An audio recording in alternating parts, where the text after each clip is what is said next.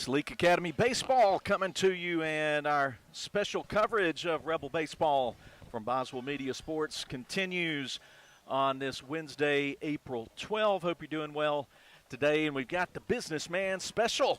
Got the third game of the District 2 5A series between your Leake Academy Rebels and the Park Place Crusaders. Moved up from Thursday night to a 1 o'clock first pitch from Leake Academy. Glad to have you with us.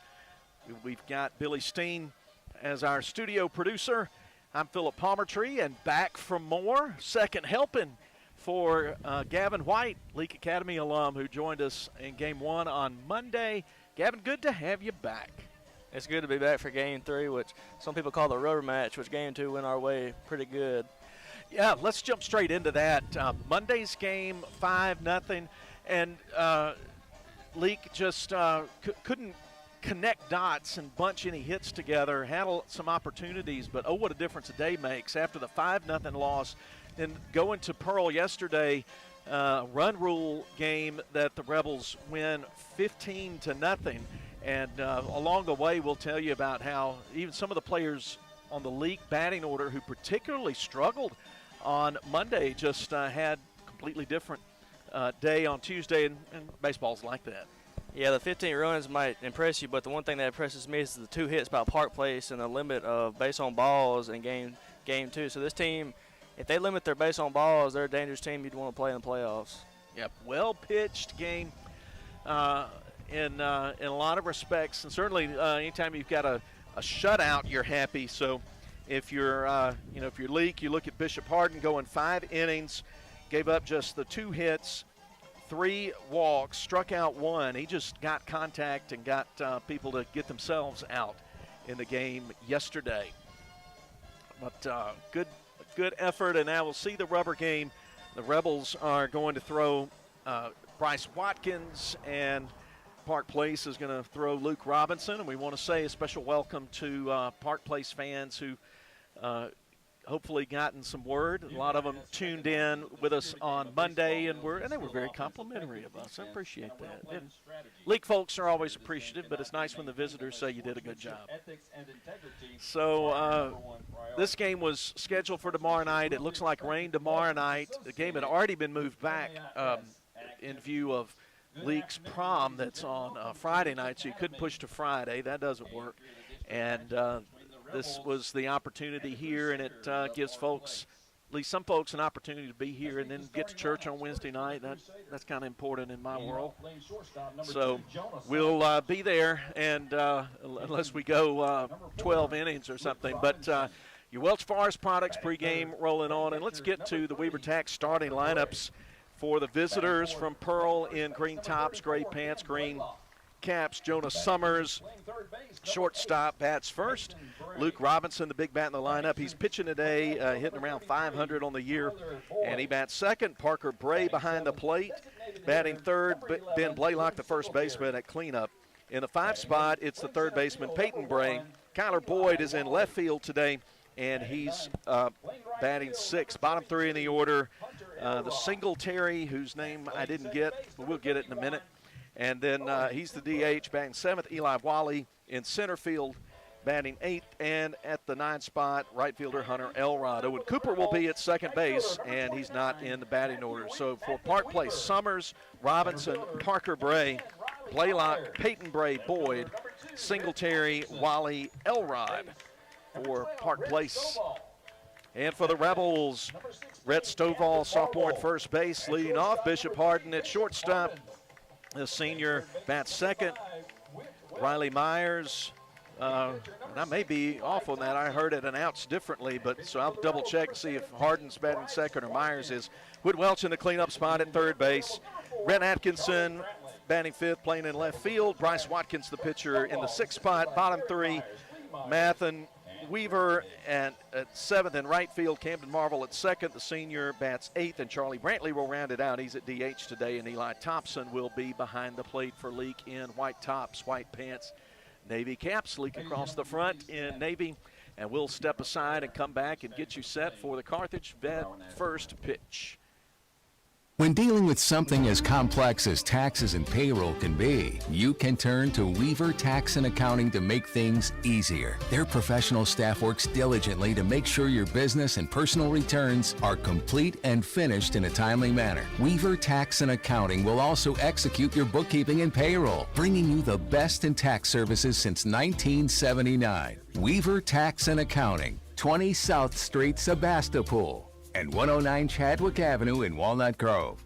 Hey, Jim, bring the seeds over. I've got the garden ready to plant. Okay, Grandpa. I can't wait to have some fresh vegetables. Neshoba County Co-op is garden ready with butter beans, peas, squash, and any other garden seeds that might be your favorite. And if you're ready to redesign your landscape, now is the time to plant shrubs before our summer heat gets here. They also have hanging baskets and bedding plants arriving daily and plenty of good soil to get them growing. Grandma, these fresh vegetables sure are good. I'm so glad you're enjoying them, and I'm also glad our Neshoba Co-op always has what we need for garden season. Neshoba County Co-op, Philadelphia. If spending days looking for top dollar for your timber has left you feeling like you're barking up the wrong tree, then I would listen closely. Welch Forest Products in Union does it better than anyone and with the least possible damage to your property. Whether it's management, forestry care, pine plantation, thinning, or site prep, the last number you'll dial is 601-774-8200. They buy land with or without timber too. Call Bo Welch now at Welch Forest Products today. 601-774-8200. Dr. Brooke Bobo and his staff at Carthage Veterinary Clinic wish you and your animals the very best. They treat all animals, large or small, with the care you would want for a member of your family. Carthage Veterinary Clinic provide for your sick or injured animals and also offer grooming and boarding as well. Located on Highway 16, Carthage Veterinary Clinic is open Monday, Tuesday, Thursday, and Friday from 7:30 until 5:30, and Wednesday and Saturday from 7:30 till noon. Boswell Media Sports.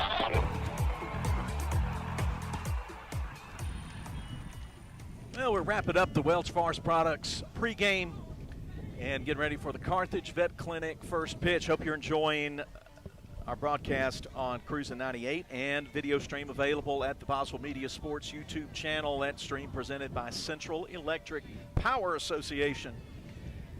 Weather, field conditions presented by Leake County Co-op, and it's just a gorgeous day. Be at the ballpark, wind blowing in from right field, and I'd say my weather app's slow to load right now, but I'm going to guess, Gavin, it's probably about 70, 72 degrees, something like that, maybe even a little warmer. Yeah, it's probably lower 70s. Probably feels a little lower than that with the wind blowing. But nice day to be out in a short sleeve shirt, a few people in long sleeves, but sun on the field all over the place. We've got some very high clouds, but expect a sunny day, but not just kind of that raw blistering sun that is coming before we know it. And Leake and Park Place getting ready, playing the third game of this district series. The Rebels come in with a record of got to turn it over here. I don't want to get it wrong. Here we go. Record of 18-6 on the campaign, and they are 8-3 in District 2. That puts them in second place behind Simpson. And got one more district series next week, and that's with East Rankin that Leake has up left, and then it's playoff time. So it looks like Leake's going to be the 2 seed coming out of District 2, unless some funky things happen. And here we are. We're getting ready for the Carthage Vet Clinic first pitch at 1:03. On the mound for LA is Bryce Watkins. Give you his stats here in a second. He's going to face Jonas Summers to lead off the first inning. First pitch taken at the knees for strike one. Watkins making his 8th appearance of the year, 7th start. Pitches down and away. Even the count at a ball and a strike.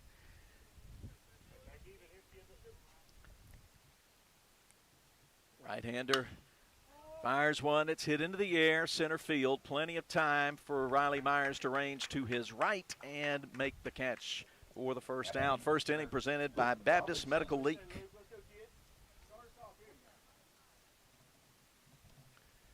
That brings up Luke Robinson. Came into the week hitting above 500.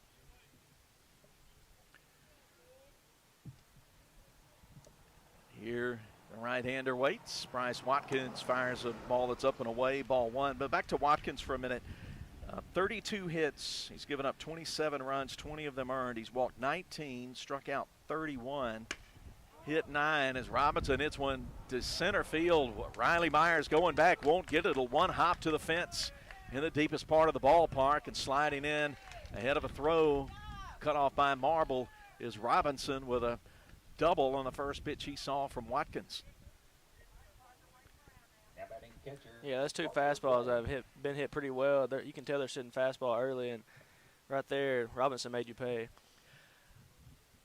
Courtesy runner coming in for the Crusaders. No, let's see. No, Robinson's going to run for himself. Excuse me. So another right-handed hitter up. It's Parker Bray who's catching today's game. He pitched in game one and shut the Rebels out. Fastball in, kind of went off the handle of the bat, nub of the bat, foul. Top of the first inning, one out, and Robinson at second. Robinson didn't do himself a favor by not getting deep into a count. I was going to brag on him some more. But, you know, hey, if you're only going to be there for a second, that's all the publicity you're going to get, at least in that first at bat. Count goes 1-1 now to Parker Bray. Ben Blaylock, the first baseman, in the on-deck circle for Park Place. From the stretch, Bryce Watkins is set, looks back at the runner at second. Pitch on the way, came upstairs, got him to swing at that high cheese for strike two.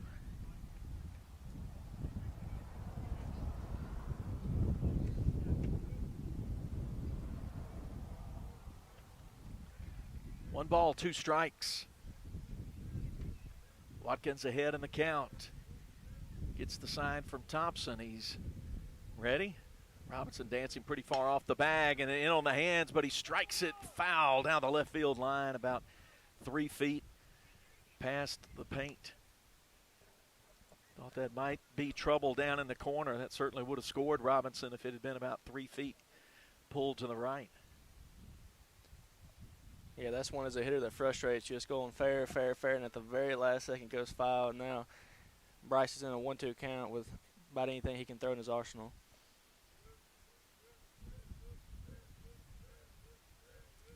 Watkins ready.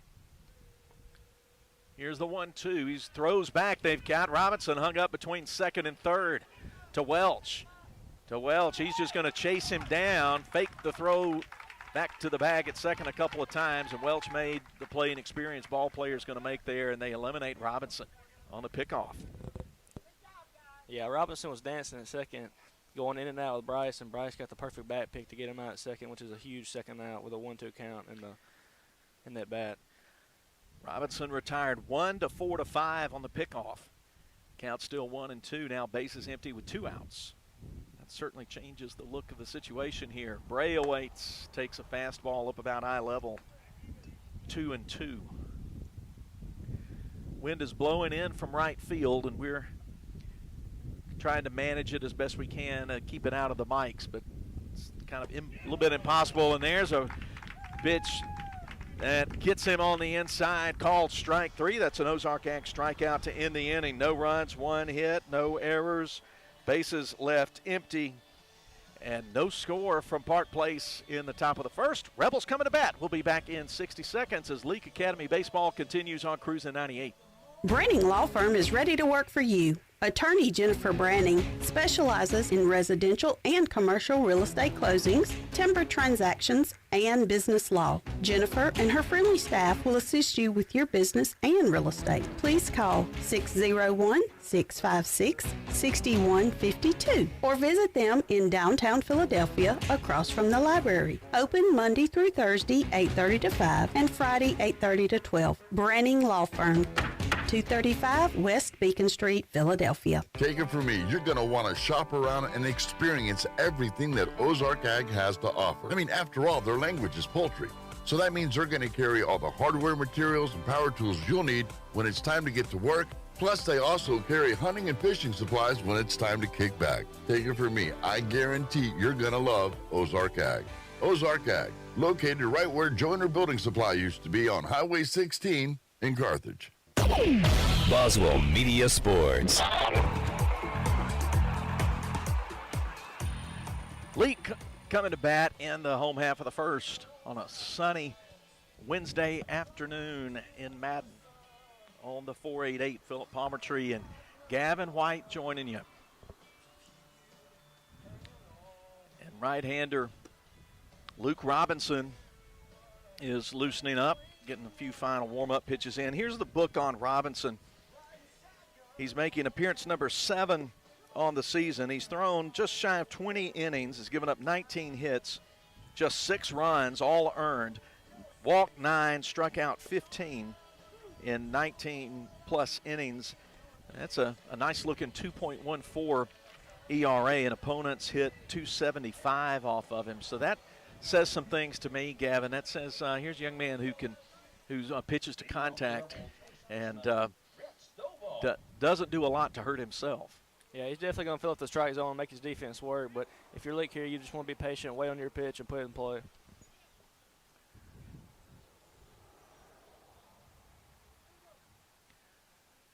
Leadoff hitter, Rhett Stovall in the right-handed batter's box. Here we go, bottom of the first inning.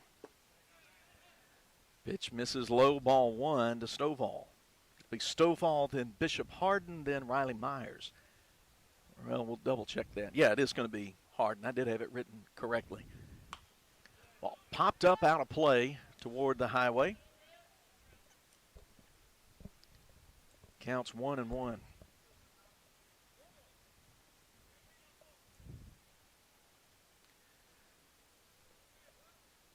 1-1 pitch. Robinson throws a breaking ball that can't locate it, just a little bit off. Ball 2, threw it outside.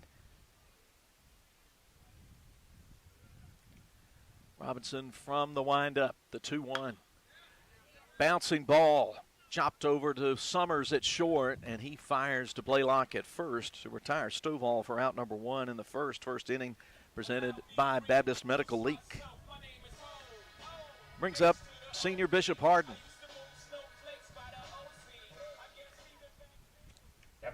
Bishop walks like a baseball player. He does. He's been playing a while. He is at his most comfortable on the baseball diamond, and he hits the first pitch to third. It's scooped up off a couple of bounces, but the throw is offline from Peyton Bray. Blaylock had to come off the bag toward home to get it, and Harden is safe. Scoring that E5 error puts Bishop Harden on with 1 out. Yeah, Bishop was sprinting out of the box, which made it a pressure throw for the third baseman. He just couldn't capitalize the throw to first. Now we got 1 on with 1 out. And I think the grass here, that infield grass, slows things down a little bit, so it does help those bouncing balls. Riley Myers takes a big cut on a nice breaking ball that he can't get to at strike 1. Myers may not see a lot of fastballs. Throw is to first. Harden back in, stretches out, brushes the dirt off front of his pants.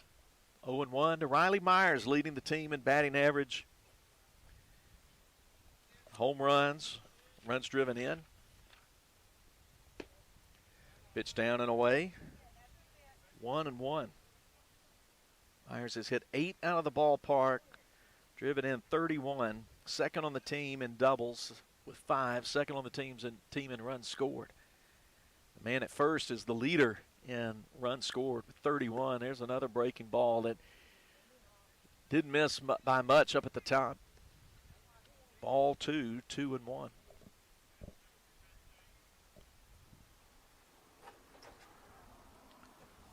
The bottom of the first inning, scoreless game. Robinson can't get the call on the outside corner on a breaking pitch. That's 3-1 now. If you're Robinson here, you don't want to leave nothing too good over the plate. Riley might make you pay here with a 3-1 count. And Riley Myers has got things stacked in his favor right now. 3-1 pitch, breaking ball. He gets the call on the outside part of the plate to run the count to 3-2.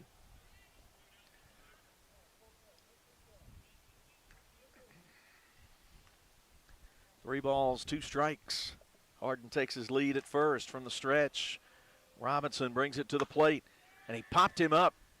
But oh, that ball's traveling pretty far to center field. Getting to it, Wally. That ball was hit high in the air, but driven a lot further than I thought. Catch made in the deep part of center field for the second out. Yeah, Myers just got under that ball. If he'd have centered that ball a little bit more, that ball is still flying right now. Now batting third baseman. Here's Whit Welch. Whit Welch. In the Welch Forest Products pregame, I was talking about what a difference a day makes. On the Monday game, game 1 here, Whit Welch went 0 for 3. It seemed like he was up with somebody on and 2 out about 3 different times, and he could not move the runner, get the hit. There's Harden taken off, swing, pitch, fouled back out of play. But back to Welch for a second. I know it was a frustrating day for the senior on Monday, and then he turns around yesterday and goes 2 for 3, drives in 4 runs, scores 2 runs, has a double in the game. So that's a good thing about baseball. You can just flush yesterday, play today's, the throw goes to first. Harden back in, standing.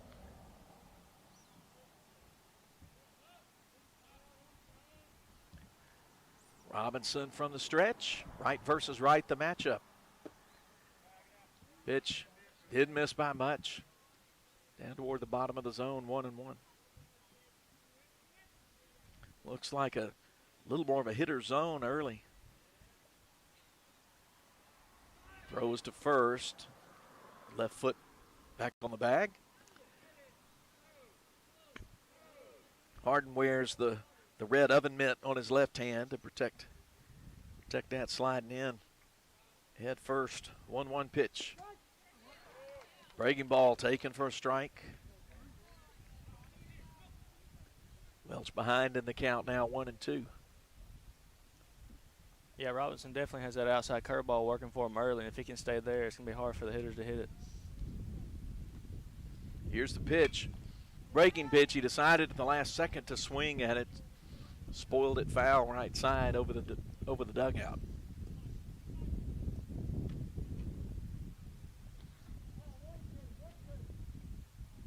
One ball, 2 strikes. Wind blowing in from right field. And it got Welch to chase one outside the zone for a strikeout, and that will end the inning. No runs, no hits, 1 error. Runner stranded. 1 complete, no score. Park Place will be at bat in the second, sending Blaylock, Peyton Bray, and Boyd to the plate. Stay with us as Leake Academy Rebel Baseball continues. Wendy's home-style French toast sticks are so delicious, some are saying that they're better than their mom's breakfast. Excuse me, did you just say Wendy's French toast sticks are better than my breakfast? Mom, is that you? Answer the question. I said some people are saying that because they're so crispy on the outside and fluffy on the inside and perfect in every way. Uh-huh. And what do you think? I think it's time to tell people to choose wisely. Choose Wendy's sweet and crispy home-style French toast sticks. That's still not an answer. At participating U.S. Wendy's during breakfast hours. When dealing with something as complex as taxes and payroll can be, you can turn to Weaver Tax and Accounting to make things easier. Their professional staff works diligently to make sure your business and personal returns are complete and finished in a timely manner. Weaver Tax and Accounting will also execute your bookkeeping and payroll, bringing you the best in tax services since 1979. Weaver Tax and Accounting, 20 South Street, Sebastopol, and 109 Chadwick Avenue in Walnut Grove. Boswell Media Sports. Here we go. Top of the second inning. Middle of the order up, Ben Blaylock. Blaylock, big, tall young man. I remember him from their basketball team. Went down to Pearl and played them, and fouls the first pitch from Bryce Watkins over the highway foul.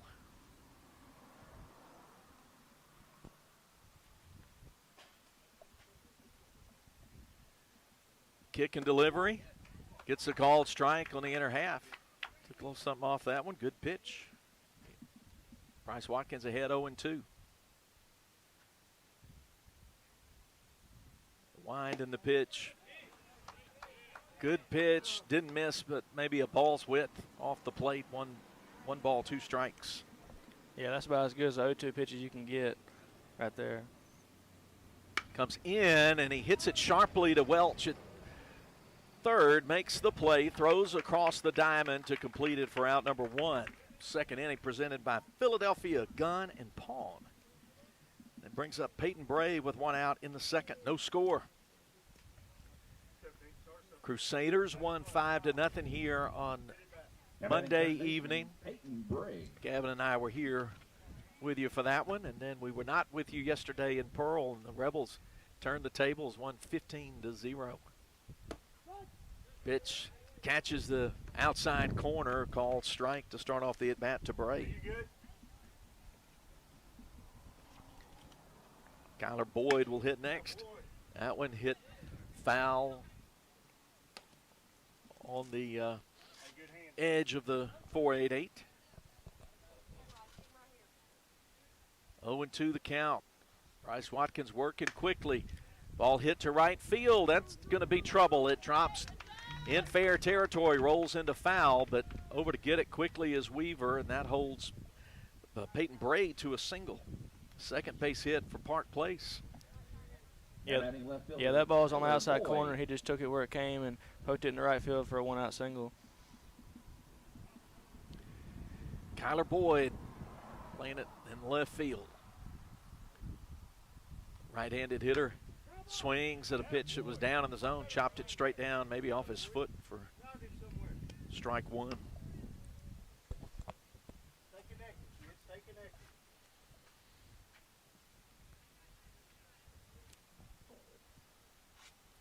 Oh and 1.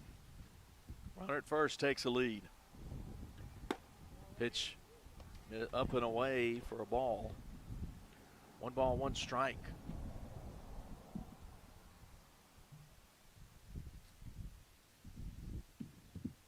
1-1 the count. Watkins working from the stretch. Pitch is in the dirt. Good job, Thompson, to get to his knees and block it. 2 balls, 1 strike.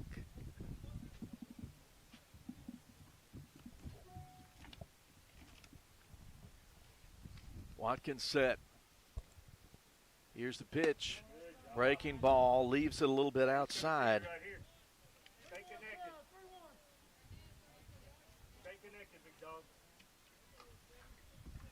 Drew Singletary would hit next. Rebels would like a ground ball here. 3-1. Sent off foul, right side. 3-2. Or is it 3-1? Scoreboard says 3-1. Yeah, there we go, 3-2. Payoff pitch coming up from Watkins. Blew it down the middle, line to center field. Riley Myers won't be able to get a bead on it. It's going to go over his head, roll to the base of the fence. He'll throw it into third. Getting there ahead of a nice throw is Bray. So a double to straightaway center field for Boyd sets up a nice scoring opportunity for Park Place in the second. Yeah, the line drives straight to the center field. The center field player is one of the hardest ones to judge, but it looked like Riley, his first step was in. Yep. They usually take the first step back and then come in, and it just barely got over his head. And that ball was a rope to center field. Left-handed hitting designated hitter Drew Singletary at the plate. He looks at a pitch low, ball 1. Blaylock started the inning with a ground out to third. Peyton Bray singled, and then Kyler Boyd doubled. That's where we are. Pitch is too low on the outer part of the plate. 2 balls, no strikes to Singletary.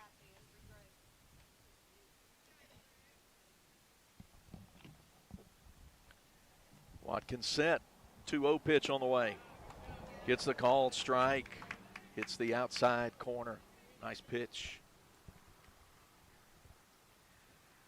For Watkins, it's about location, isn't it? He's not going to just blow it past you. He's got to locate and change speeds. He goes 3-1 now. It's a pitch miss low. Yeah, he definitely has the stuff to pitch good. He's just got, like you said, Mr. Palmentry, he's got to find the location and throw it at the right time.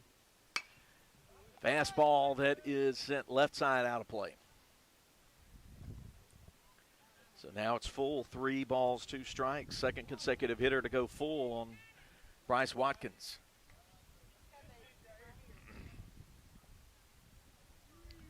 Three and 2. Right versus left, the matchup. Runners at second and third with 1 out in the second. Pitch on the way. Got him swinging for an Ozark Ag strikeout. Pitch was off the plate, and just as Gavin and I were talking about, that was all about location, wasn't it? Yeah, that was a good pitch. Had some late run at the end, and Singletary just couldn't hold up. Second Ozark Ag strikeout of the afternoon, and it brings up the number 8 hitter in the lineup, Eli Wally.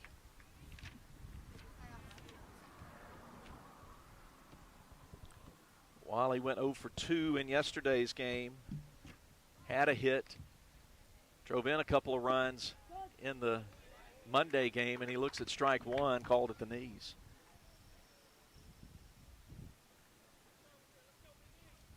Runners at second and third. Still an opportunity for Park Place to make some noise early in the ball game like they did in game 1. They scored 3 in the top of the first to grab the control of the game early and get the momentum. Pitches in the left-handed batter's box, ball 1.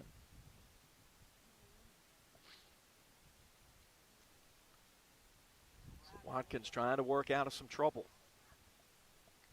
Got the strikeout of Singletary, trying to put Wally away to end the frame, and he misses low with a fastball. 2 balls and a strike.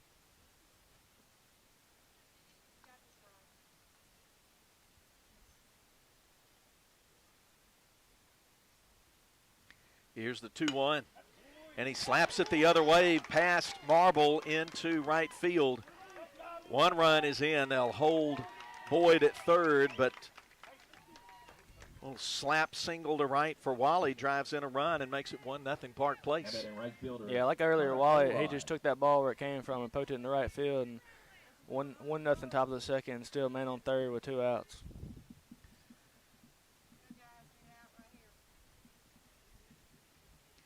Nine-hitter Hunter Elrod in the game, or excuse me, at the plate.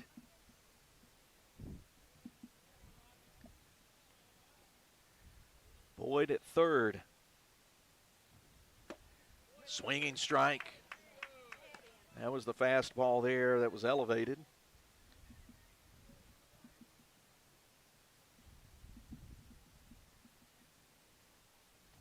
Oh and 1. Right-hander Watkins pumps one down below the knees. 1-1. Yeah, if you're Watkins here, you want to go right at Elrod so you don't come back to the top of the lineup with Summers on deck. You just want to go at him here and get a ground out up the middle or somewhere in the infield. 1-1 pitch. A little tough hop right in front of Harden and off his glove into left field. That will allow Boyd to score from third. That's a ball that was lined, and it had a lot of top spin on it, and it just hit about a foot in front of shortstop Harden, and then you don't know exactly what kind of hop you're going to get. Yeah, that's a very hard play to make it shortstop. You can't blame that ball for getting through. And so give Elrod the hit. It's first and second. Second run in, 2-0 Crusaders, top of the second. 2 outs, and Jonah Summers, leadoff hitter at the plate.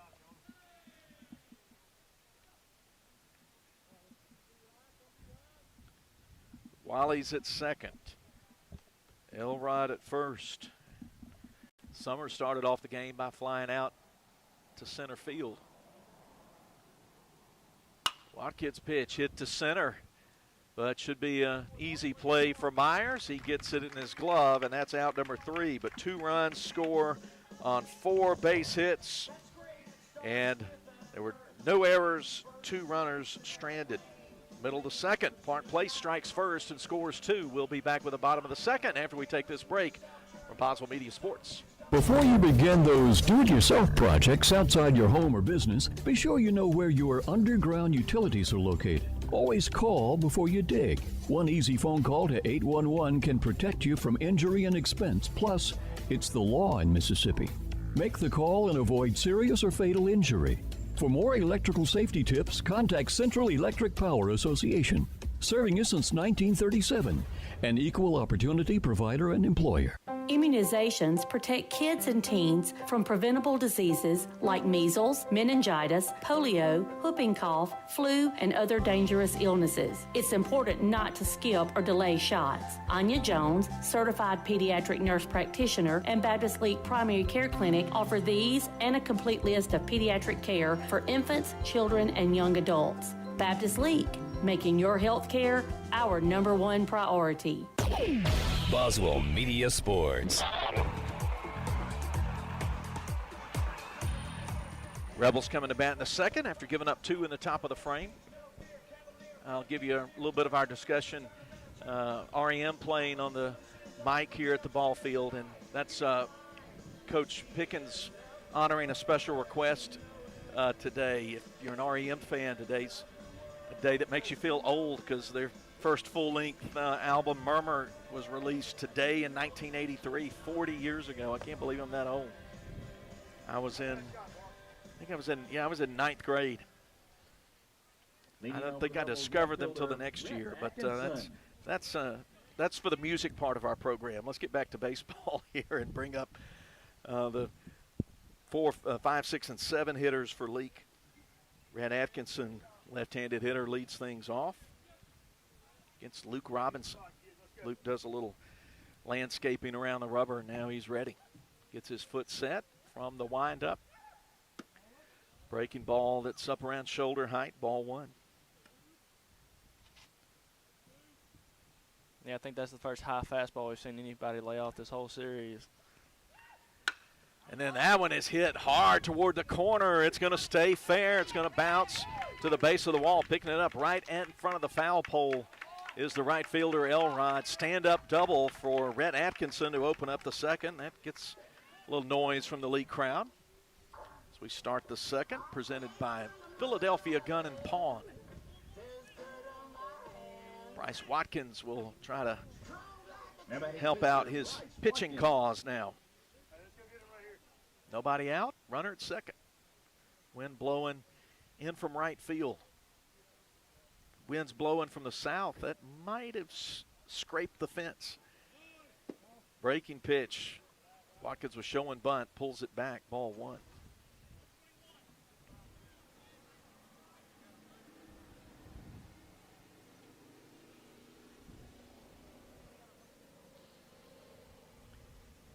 Atkinson takes a lead. He's got good wheels back there at second. Pitch off the plate, ball 2. If Watkinson laid this bunt down third base line, he might be safe because the third baseman's not crashing, and that's where he's trying to put the bunt. So if he can get it in the grass near the third base side, he might reach on an infield single. If you're wondering about Rhett Atkinson, he's got 5 steals on the season, hasn't been caught. Again, shows bunt, but pulls it back, and the pitch is a little bit up and away, 3-0. Now you can do a lot of things here, but probably the chief of them is take a pitch. First baseman has his toes right at the edge of the grass. Third baseman playing back along the baseline. Taken for a strike. Pitch.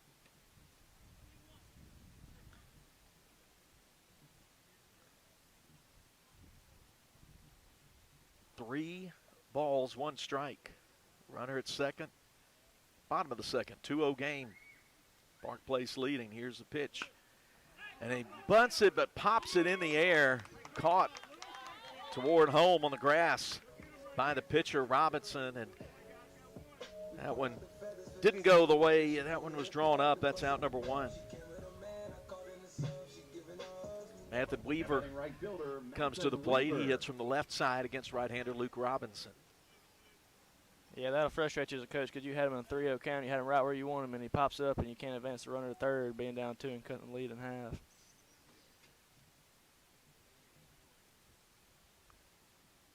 Check of the runner from the stretch. Robinson locates one right down the middle on Weaver, taken for a strike.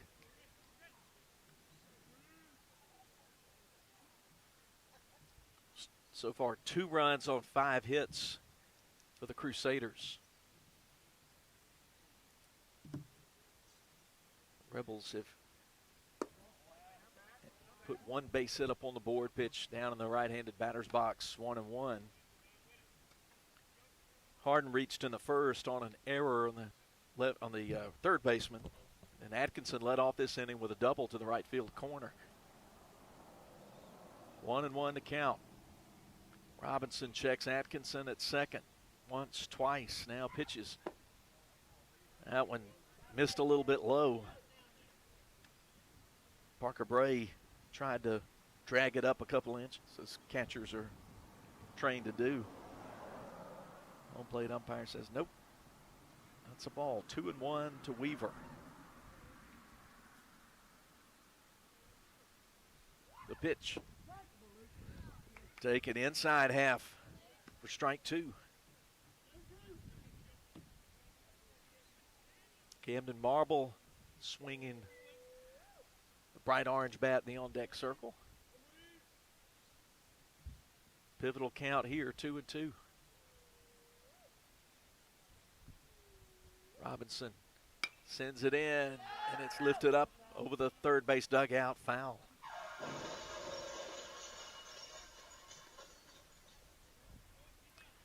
Two and two still to Weaver. Weaver went 2 for 4 yesterday.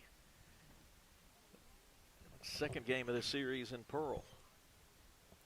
He drove in a pair. 2-2 pitch. Slap past the first baseman toward the line in right field. Atkinson waved around, and he'll trot in from second base. And the Rebels answer with a run with an RBI single to right by Mathen Weaver. It's 2-1. Yeah, that was a good piece of hitting by Weaver there. He waited on the curveball to get in the zone, and he pulled it down the first base line and brought in Atkinson.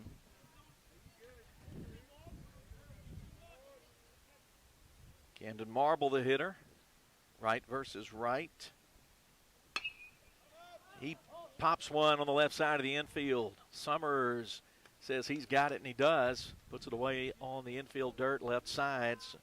One pitch retires Camden Marble for out number 2.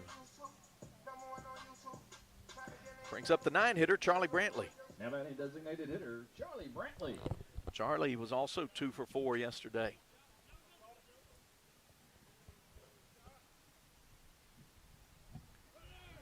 Taking off is Weaver. He got a good jump, and he'll get there head first, slide in ahead of the throw from Bray.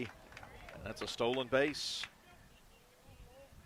Yeah, good throw by the catcher, but when you get a secondary lead like that, it's hard to throw somebody out like Weaver, who's really fast.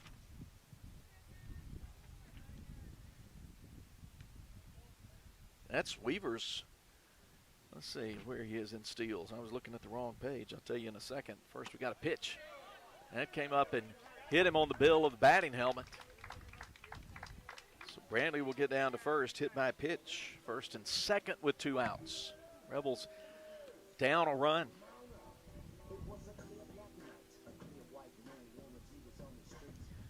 Get Rhett Stovall up for the second time. Now batting number 12, Rhett Stovall. Mathen Weaver with its team-leading 16th steal.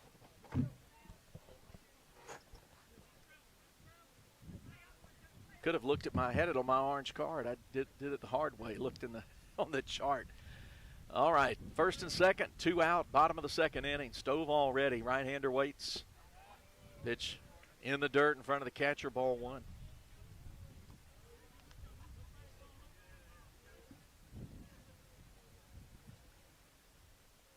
Weaver takes his lead at second. Brantley with his lead at first.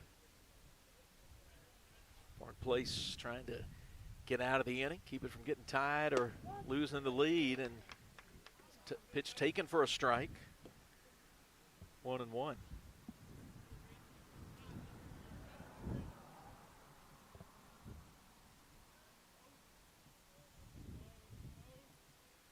Looking in for the sign is Robinson. He comes set.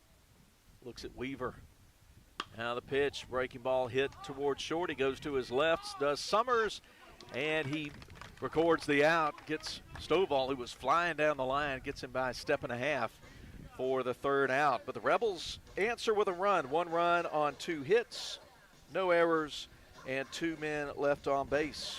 We played 2 frames, and it's 2-1. Park Place leading Leake. Will be back with more Rebel baseball after this break on Boswell Media Sports. If you want to get the best in sportswear and gear, check out In Sports. In Sports, just off the square in Philadelphia, offers screen printing with personalized jerseys, T-shirts, and fan wear to support your favorite team. In Sports also has customizable vinyl gear for spring sports like baseball and softball, as well as plaques and trophies. Looking for sports equipment? In Sports has that too. In Sports believes in giving the best possible customer service with in-town deliveries. Get ready for this sports season with In Sports, just off the square in Philadelphia. It's springtime. The flowers are blooming, the lawn will need mowing, and uh-oh, you can't forget we live in Mississippi where the weather goes through more changes than a nursery full of newborns. Be ready for what lies ahead with the friendly folks at Lee County Co-op. You'll find flowers, potting and topsoil, weed and feed, chemicals and fertilizers, everything you need, except for excuses to get out of doing the yard work. Plus, ring in spring with those beautiful Corinthian bell wind chimes you can only find at Lee County Co-op. Spring is here, all right, and so is Lee County Co-op on Highway 16 in Carthage.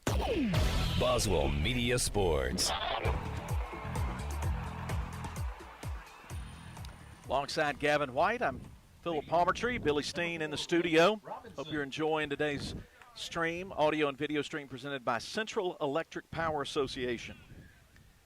Bryce Watkins faces Luke Robinson, who doubled to center field when he first came up in the top of the first. Throws a breaking ball that dips into the dirt, ball 1.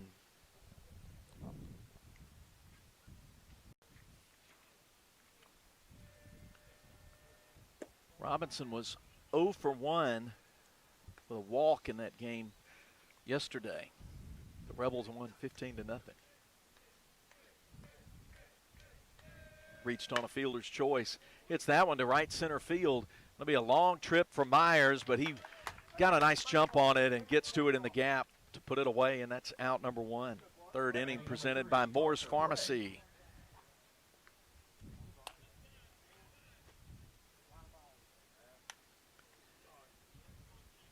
One away, top of the third.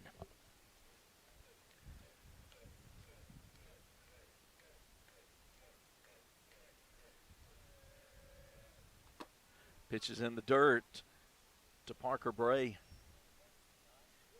1 ball, no strikes.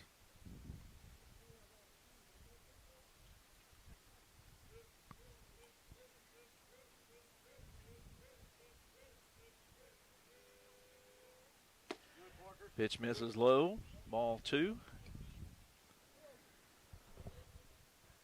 Bray struck out looking to end the first.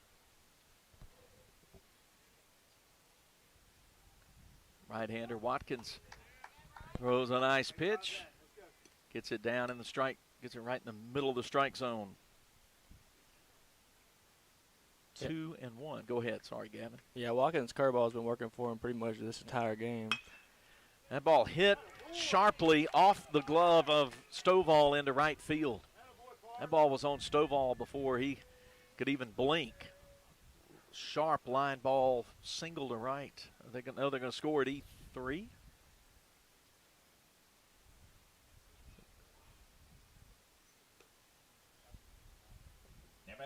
Either way, Parker Bray is at first. Yep, no, scored a hit. That's how I would have scored that a hit as well. Yeah, but the only thing Stovall could do there is put his body in front of it. Hopefully he could bat it down and touch first, but that was a hard hit ball. Yeah, he got his glove in front of him, and it went right off the heel of the glove, but he did well to get that. Pitch up and in to Ben Blaylock for ball 1. So runner on base with 1 out in the third. 2 runs, 6 hits, and an error for Park Place. 1 run on 2 hits for Leake. Blaylock takes that curveball, inner half, called strike.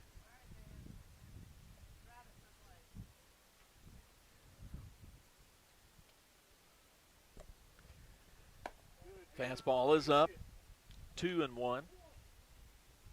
Eli Thompson had to come up out of his crouch, make sure he got that one, make sure that Bray wasn't thinking about stealing. Excuse me, that's not Bray at first, that's a courtesy runner. I'll confirm who that is. That's Baker Craig. That pitch comes in, hits him on the left thigh, and he's going to take first and second now with one out. First hit batter for Bryce Watkins.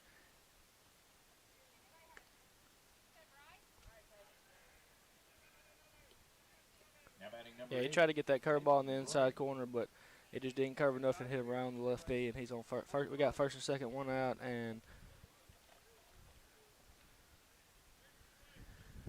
so Peyton Bray is up. He'll try to get Parker Bray home from second. Takes a strike at the knees. Are you good? Expect it. Bart plays 2, Rebels 1, a game originally scheduled for tomorrow night but moved because of the expectation of rain. Fastball came in on the hands and he just clipped it, rolled back to the brick backstop in front of us, foul.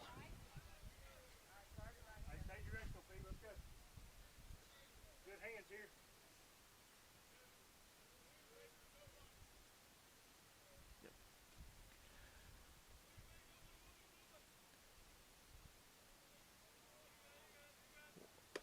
The 0-2 pitch up and in. He had to duck.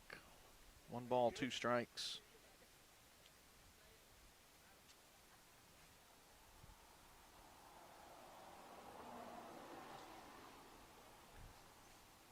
One and 2 the count. Runners first and second.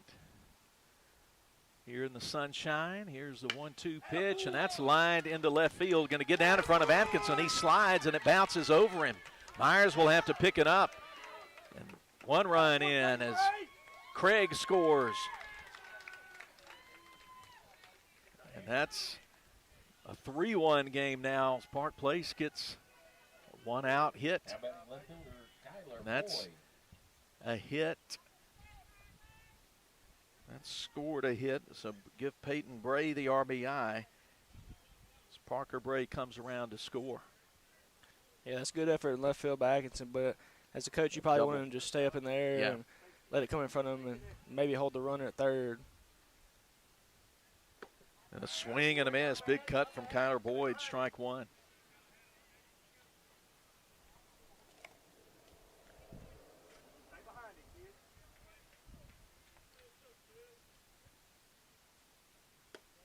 Pitch inside. Didn't miss that one by much, but it's 1-1.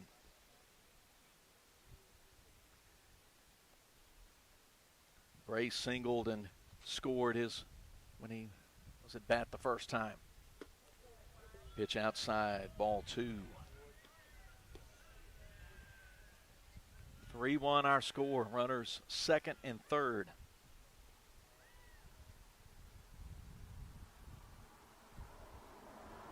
Pitch on the way, 2-1. Taken in on the inside corner, called strike.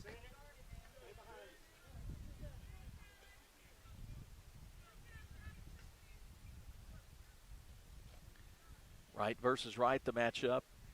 Bryce Watkins working from the windup. Here's the pitch. That one up and in. Counts full, 3-2.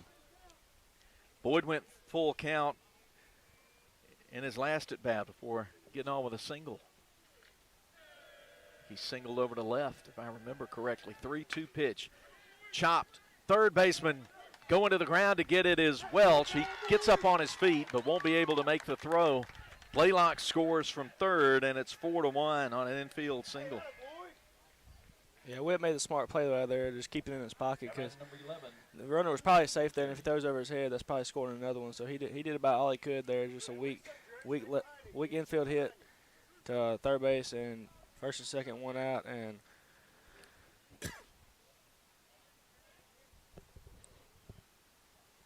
Four to 1 our score.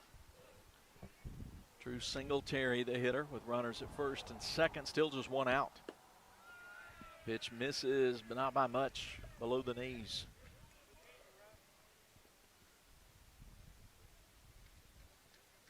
Watkins struck out Singletary in the second. Pitch. Got him to swing at a pitch, a little bit off the plate, ball one. Excuse me, strike one. Ball and a strike. Left-handed hitting Drew Singletary.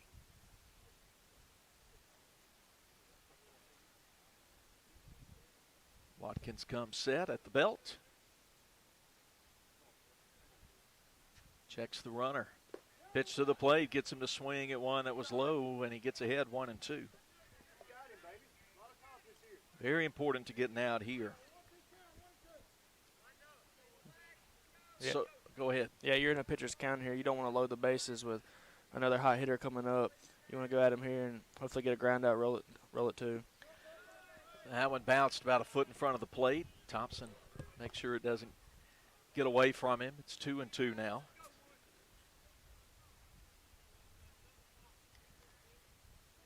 Mark Place been finding base hits, 8 of them so far, and they've just in the top of the third. Chop back foul. 2-2. Staying alive is Singletary.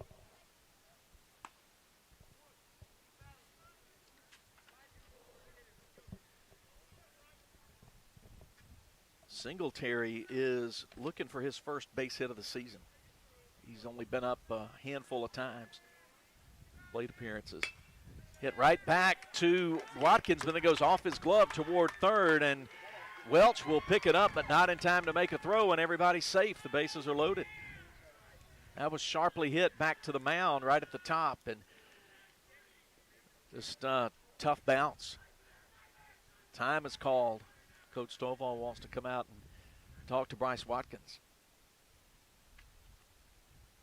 Things are working really well for the Crusaders as Singletary gets his first base hit of the season. Yeah, if you're Watkins here, you should be happy. You're throwing strikes. It's just the ball's not going your way right now, and that's just baseball. But you still want to attack the zone right now, make them work, and maybe you can get a double play up the middle. So Bray held up at third. You don't want to get in a situation where you get hung up between third and home, so he made the smart play staying there. But now it's bases loaded with one out. The inning started with Luke Robinson flying to center, and since then the next 5 men up have reached. 2 have come across, and there's a Crusader at every base. And here's Eli Wally, who had an RBI single in the second. 4-1 Park Place, top of the third. Watkins throws a nice pitch, called strike. Bottom part of the zone. The 0-1 on the way. Came around late, sent it foul over the dugout onto the 488. 0-2, Watkins ahead.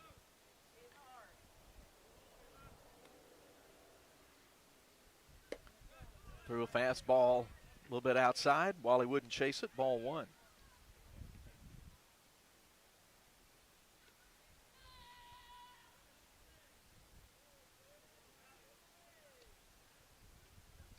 Here's the pitch, and it hits him, and that's going to force in a run. Breaking ball just didn't break the way he wanted it to. Peyton Bray will trot home from third and make it 5-1. Now batting number 22, Hunter Elrod.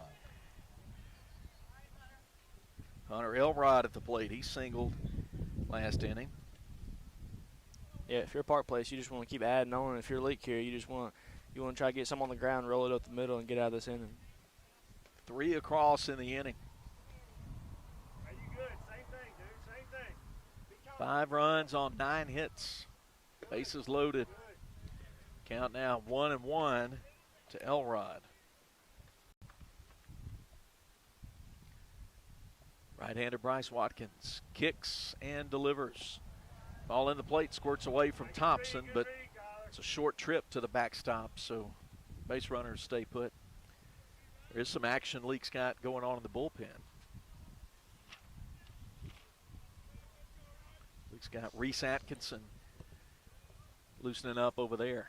In foul territory on the left side. 2-1 pitch is chopped foul. Little dribbler up to the edge of the dugout, third base side, 2-2.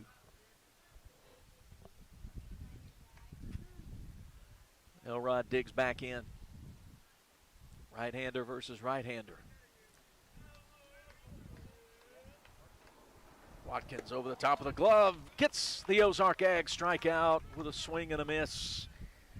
2 away in the top of the third. Jonas Summers is the 9th hitter to come to the plate in the inning.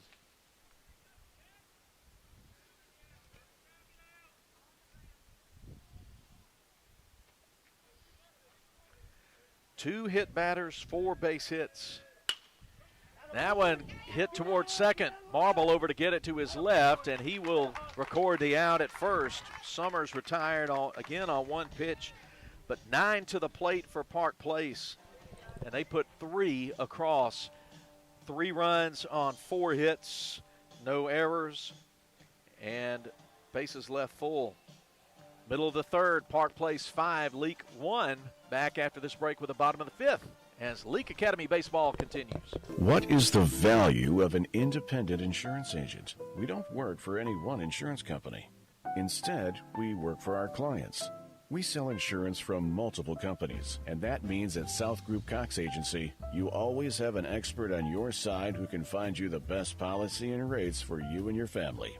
Now is the time to come by and let us at South Group Cox give you a free quote. Open Monday through Friday, 8 a.m. to 5 p.m. South Group Cox Agency, 207 West Main Street in Carthage.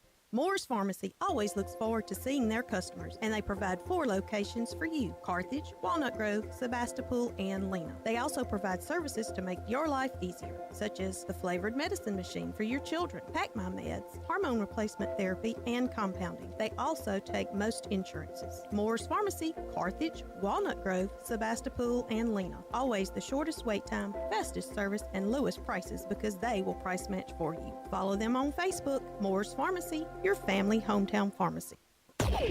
Boswell Media Sports.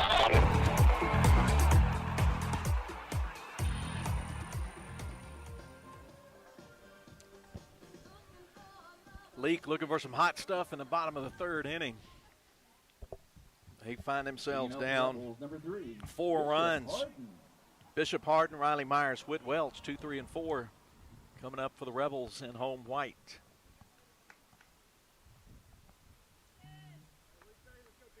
Luke Robinson fires a breaking ball in that Harden takes for a strike.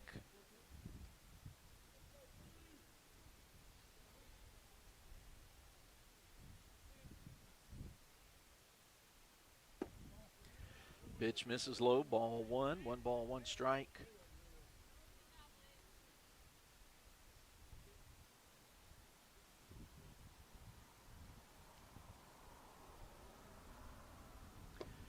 Pitch called, strike, gets the outside corner, 1-2.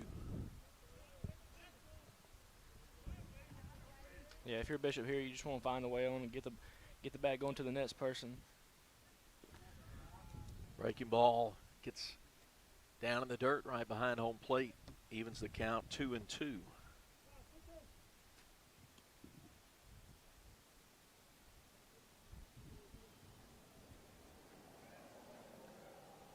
Here's the 2-2 pitch from Robinson. Hit on the hands, and he hits it sharply foul. Sends Riley Myers scampering for cover in the on-deck circle.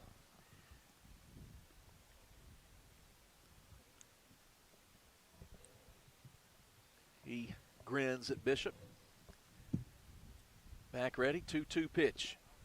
Now the count's full as the breaking ball was low. 7th pitch of the at-bat coming up.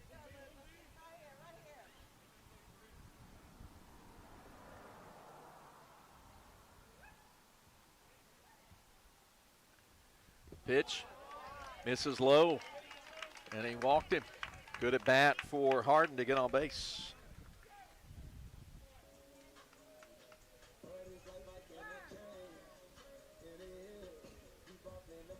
Brings up Riley Myers, dangerous hitter. Catcher calls for time, and he's going to walk up to the mound and talk to Robinson.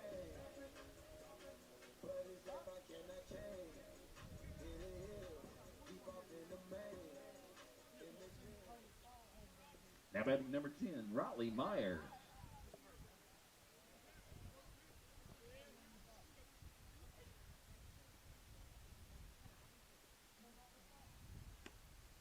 Riley Myers getting ready. Bray comes back, gets himself set. Runner at first, nobody out. Bottom of the third.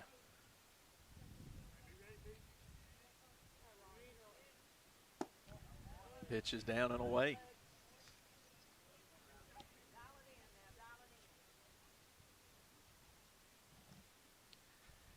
That was the first walk Robinson's given up. He did hit a batter in the second. Pitch off the plate, fastball missed, 2-0.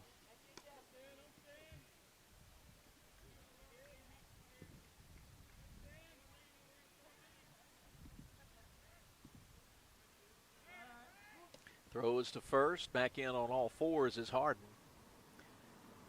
You got to watch Harden over there at first. He's stolen 13 times, hasn't been caught. Yeah, if you're Myers here, you want your pitch.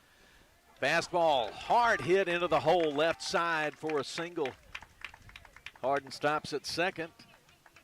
The Rebels do just what Gavin was talking about, just getting guys on base, moving them around. Still nobody out in the third inning presented by Morris Pharmacy. And Whit Welch will step in 0 for 1 today.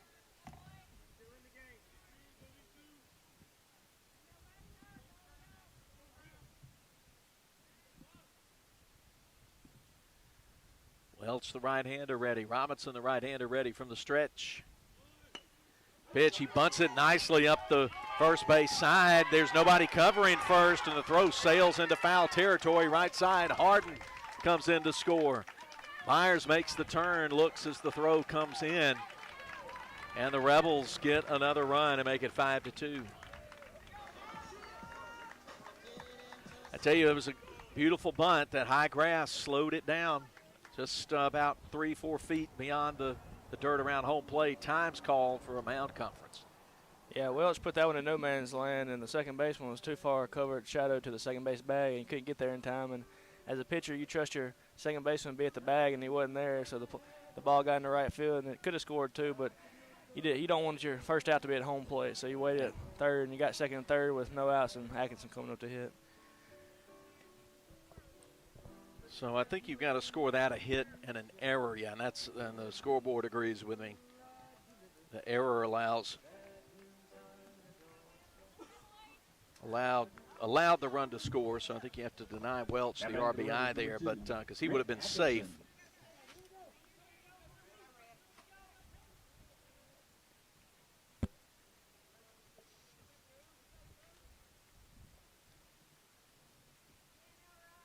Atkinson, the batter. Ready, left-handed hitter. Runner second and third, nobody out. Pitch taken low, good take for ball one.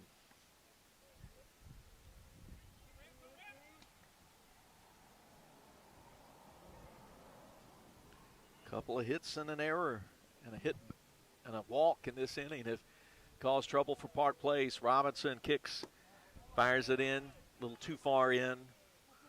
Ball two. Atkinson doubled into the right field corner when he came up last inning. Ended up scoring. Rebels trail 5-2, but they've got something going in the third.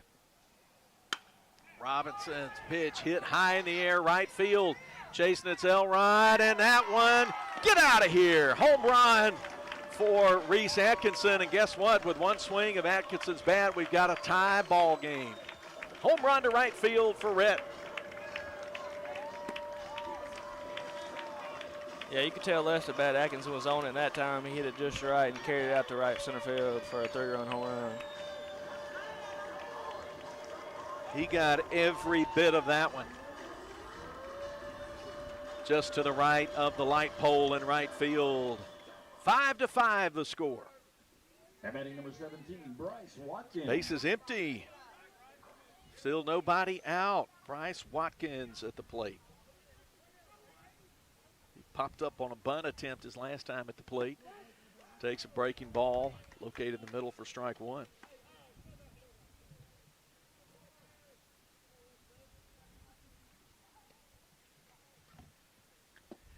Swing and a miss for strike 2. Pitch that was a little bit low. 3-run shot to right for Atkinson. That ball hit opposite field. That's going to get through for a base hit. Scooped up by the right fielder, Elrod. And another Rebel hitter reaches in the third with a single. That's 5 consecutive batters to reach. Courtesy runner Matthew Nowell comes in from the third base dugout to run for Watkins. Now batting for the Rebels, number 29, Nathan Weaver.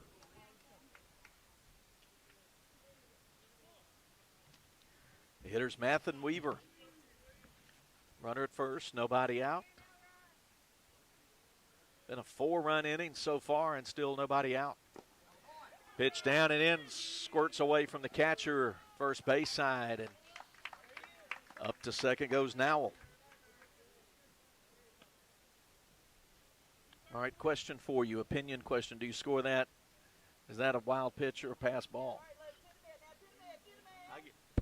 I give that one a wild pitch. There's not much the catcher could do there with it on the inside foot. I think he's safe at second even if the ball stays at his feet. Yeah, that was borderline. Now it's rolled up the third baseline, foul. Didn't even make it up to the bag. 1 ball, 1 strike to Weaver. Weaver singled first time up, stole the base. Matthew Nowell at second after getting up on a wild pitch. The wind has let up now. It's pretty brisk the first couple of innings. Robinson looks back at Nowell. Now the 1-1 pitch. That's hit solidly to right field, but he got under it a little bit. Elrod hauls it in for the first out, but tagging and moving up to third is Nowell.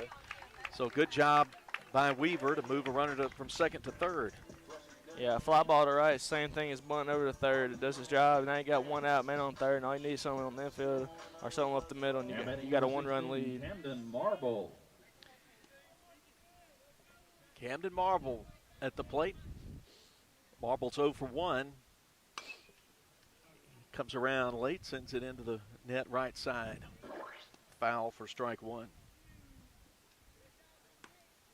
Marble's hitting .273 on the year. Driven in 10.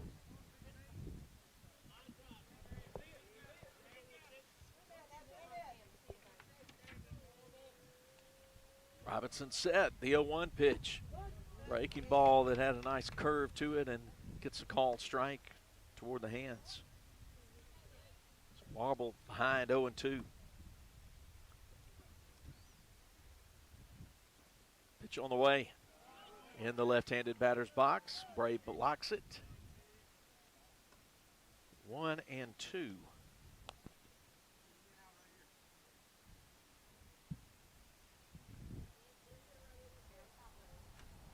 Robinson comes set, looks at Nowell, got his lead at third.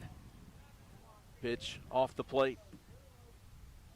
2-2. Yeah, if you're a Marble here, you're just trying to put the bat on the ball and hit anything in play, get now home and get a 1-run lead.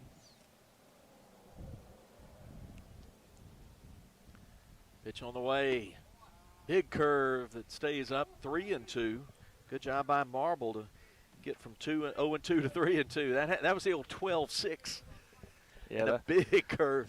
That's about as 12-6 as you can get on the curveball. That's a big old Uncle Charlie right there. 3-2 pitch, hit in the air to center field.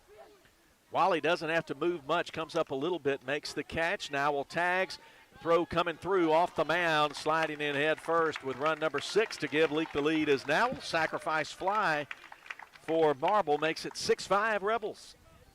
Yeah, that's a good piece of hitting by Marble. He just put the ball in play and got it far enough in the outfield where Nowell could get home. Now batting number 4, Charlie Brantley. Charlie Brantley hit by pitch last time. Up 2 outs, nobody on. Luke Robinson misses low, ball 1.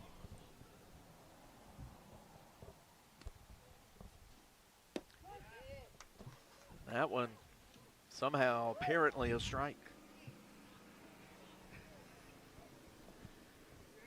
1-1. I think the next close pitch going to go our way is my prediction. That went off the plate, ball 2.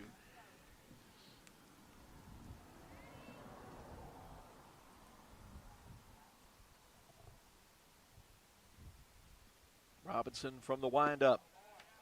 Tries to catch the bottom of the zone, but leaves it a couple inches low, 3-1.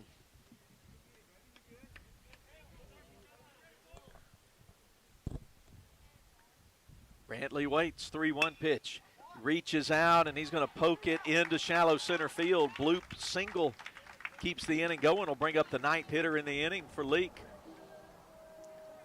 Yeah, if you're Charlie there, you just want to get on base, get back to the top of the line with 2 outs. Maybe you can do some more damage and get the insurance run. Now batting number 12, Rhett Stovall.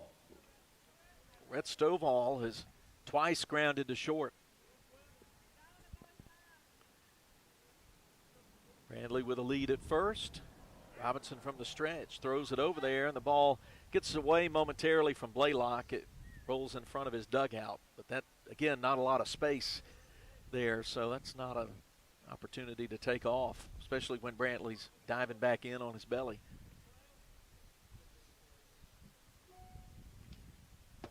And the pitch, fastball stays elevated, ball 1.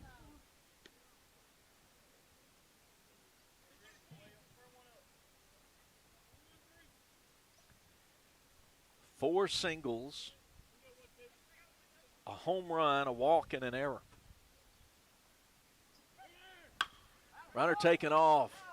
Little hit and run, but it's going to be sent fly ball into the foul territory, left corner. 1-2 for Stovall.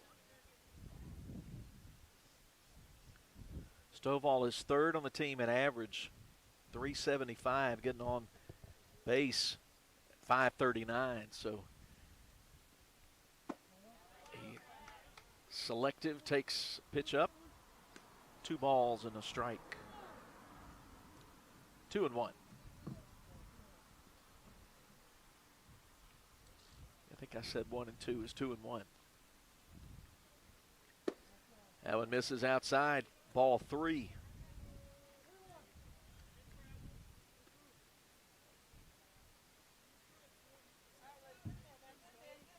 Yeah, if you're Stovall here, you just want to wait on your pitch in the strike zone, poke it the other way where it comes from, and hopefully you can get first or second and get Bishop up to hit.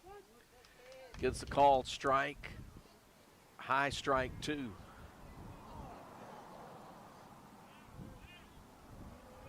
Stovall's worked the count full. Let's see what happens on the payoff pitch. Runner leaves. Ball hit in the air left field.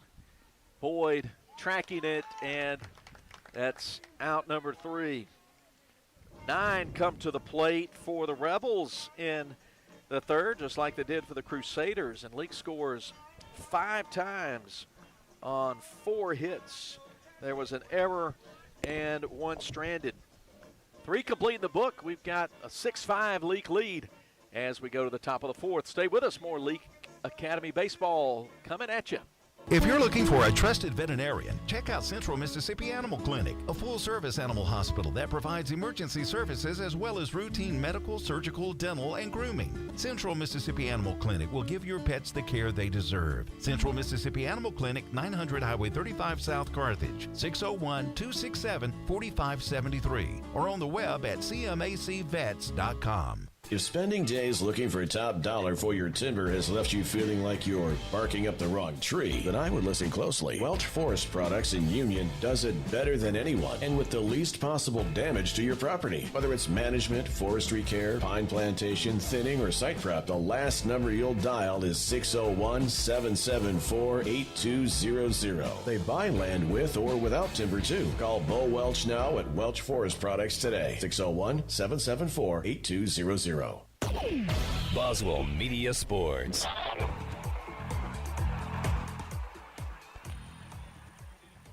Start the 4th inning from Madden. 3rd game between these teams. They split the first 2. Bryce Watkins ready to continue pitching to Park Place.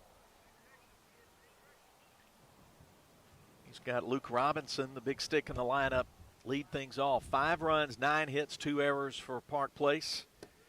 Pitch down and in to Robinson for ball 1. 6 runs, 7 hits for the Rebels. They played errorless baseball through 3 innings. Pitch taken an outer corner. Even now 1-1. Gets a called strike at the knees, and Watkins gets ahead in the count, 1-2. And a Red Atkinson 3-run shot to right field tied the game, and the Rebels got 1 more run across in the inning. Pitch in the dirt, 2-2. Be Robinson, then Parker Bray, then Ben Blaylock. Pitch misses outside. Good take there from Robinson for ball 3.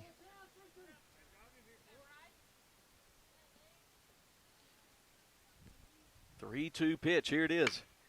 In on the hands. He hits it past Harden at short. A little sharp, low line drive that gets into center field for a leadoff single in the 4th. 4th inning presented by South Group Cox Agency. How about number 3, Parker Bray? Parker Bray has struck out and singled.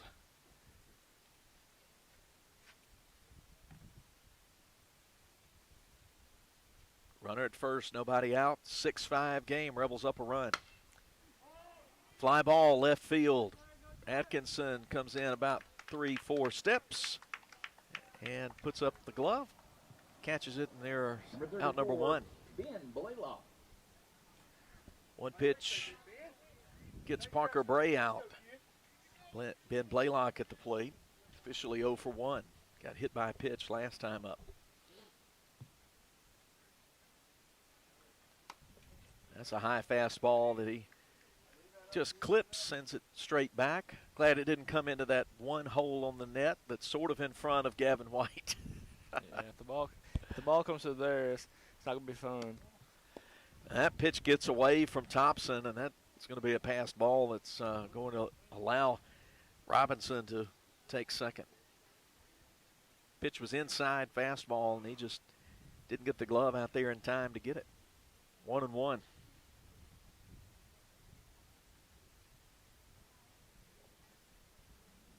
Watkins comes set, right foot on the rubber, looks back at Robinson, and then fires a fastball off the plate, 2-1. And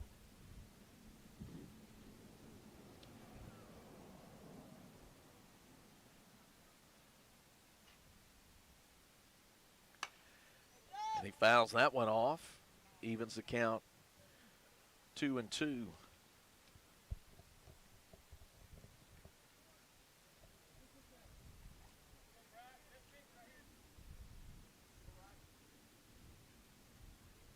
Two-two pitch, runner at second, 1 out. Watkins leaves it way up, ball 3.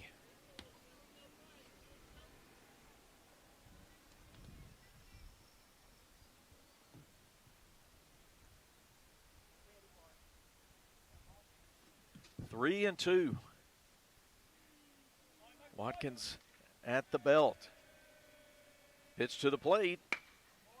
Hit right side, going to squirt through for a base hit to right field. They'll hold up Robinson at third. And Park Place gets runners at the corners with 1 out. They're trying to get back tied or better here in the top of the 4th.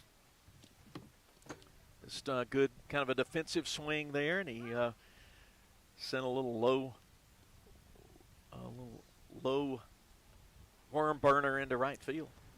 Yeah, Watkins threw a outside fastball, and all Blaylock did was just take it out to right field, poke it to where it came from once again, and you got first and third, 1 out, and hopefully you can get a ground ball double play here.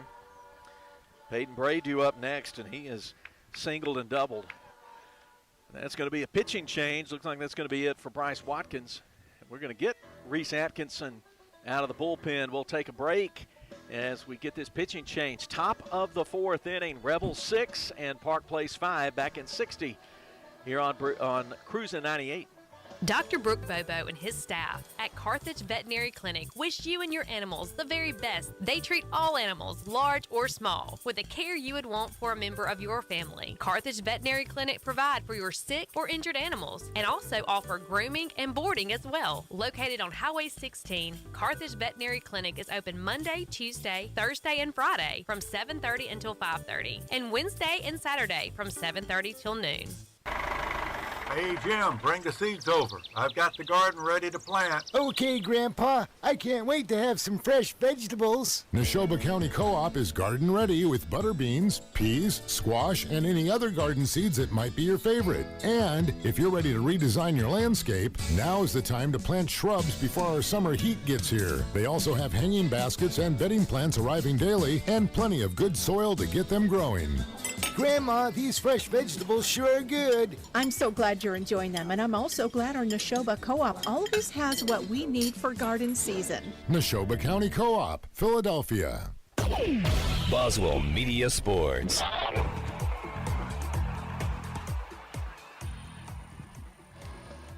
Reese Atkinson loosening up, called the bullpen for Coach Turk Stovall. Bryce Watkins goes 3 1/3. I'll give you the book on him in just a minute. Of course, it's not entirely closed because he's responsible for 2 runners on base. But here's Reese Atkinson making appearance number 9, 8th relief appearance. He's pitched 16 innings, given up 16 hits, 5 earned runs, walked 2, struck out 21. Opponents hitting, 2.19 the ERA. Yeah, if you're Leake here, you just want a ground ball, double play, get out of the inning. He's facing the part of the order that has hurt Leake in this game, that 5 and 6, and just hit it with one right back where it came from is Bray. That drives in Robinson and makes it a tie ball game. See ball, hit ball, Bray with his 3rd base hit of the afternoon. Yeah, Bray wasting no time, and he wasn't going to get cheated with a first pitch fastball. He sent it right back up the middle, and now we got a tie ball game at 6 in the top of the 4th. Kyler Boyd at the plate. He's got a double and a single. Look at the runner back at second. Atkinson, and that one's hit back up the middle for a base hit. First base side of the bag. Marble made a dive at it in the dirt, but couldn't get it. So now the bases are loaded. Drew Singletary was up last time and got his first base hit of the season. And now he's 1 for 2 at the plate with a big opportunity. Right-hander throws to the lefty, leaves it a little bit up and away. Ball 1 to Singletary. 12 base hits so far for Park Place. Runners at second and third are Watkins' responsibility. Fouled back up off the catcher's chest protector. Eli Thompson seems okay. He'll walk over and pick up the ball, and the umpire will give the catcher a moment. Always that courtesy between catcher and umpire. The inning started with a Robinson single, then Bray flied to left. Then it was single, single, single. Blaylock, Peyton Bray, Kyler Boyd.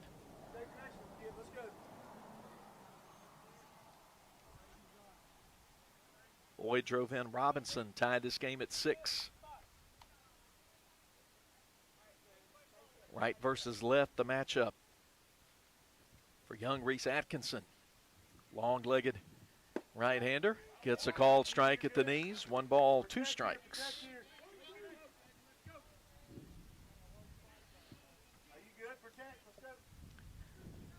Just enough cloud cover to keep the sun off everybody. Pitch fouled back into the net. 1 and 2. This is a big at bat. Already 1 run across, 1 out. Got a, want another crooked number up there for the visitors. Pitch didn't miss by much inside. 2 and 2.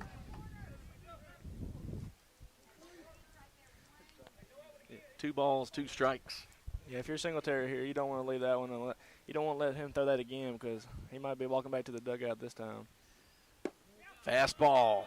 Oh, just a little low, 3-2. Oh. Yeah, Singletary is definitely flirting with danger right here on thin ice because Atkinson's living around the strike zone, but it's a tough strike zone right now. Time called.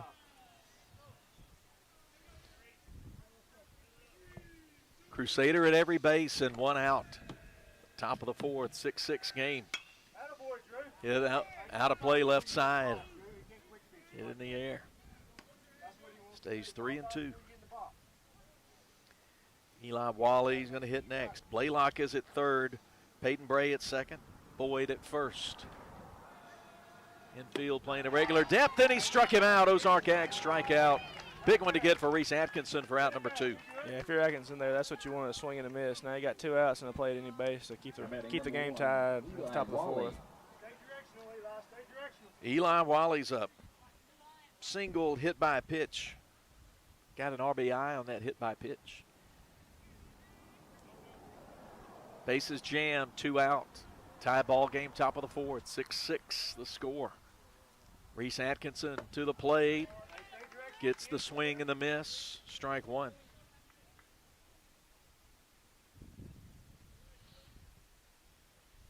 Yeah, Wally's choked up on the bat. He's just trying to put something in play and make the defense work. But 2 outs on top of the 4th. 0-1 pitch. In the dirt. Backhanded by the catcher, Thompson. 1-1.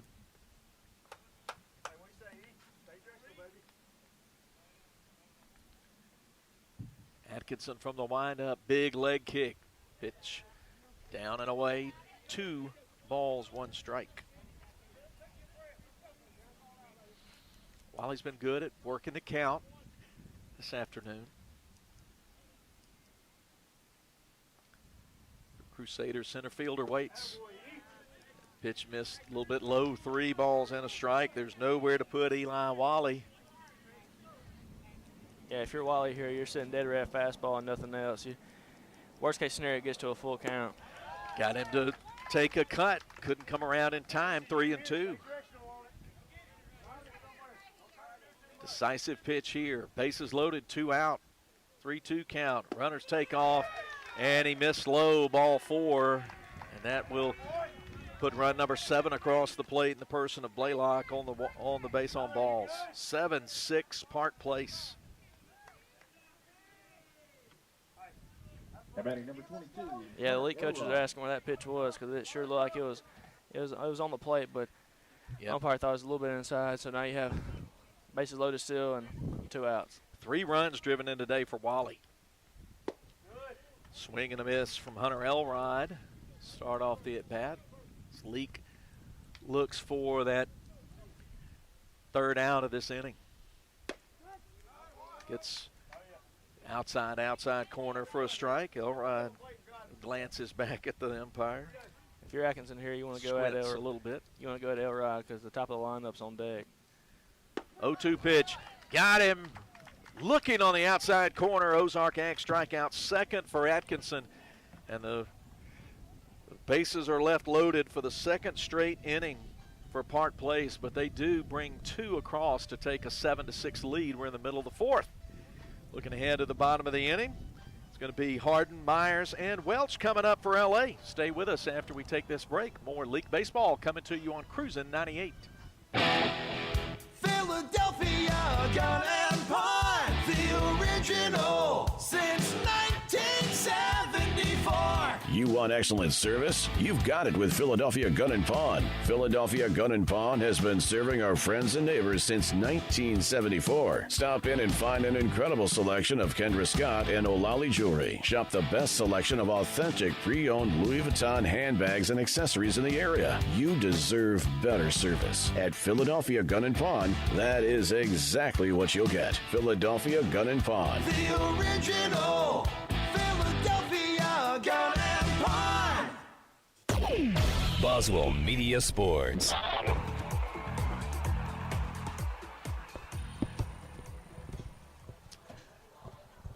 Bottom of inning number 4 for the Rebels. They trail 7-6. 2 in the top of the second, 3 in the top of the third, 2 more in the top half of this fourth inning for Park Place. Rebels have 1 run in the second, 5 in the third, including a 3-run home run to right from Red Atkinson, breaking ball to start off Hardin, and that one's below the knees, ball 1.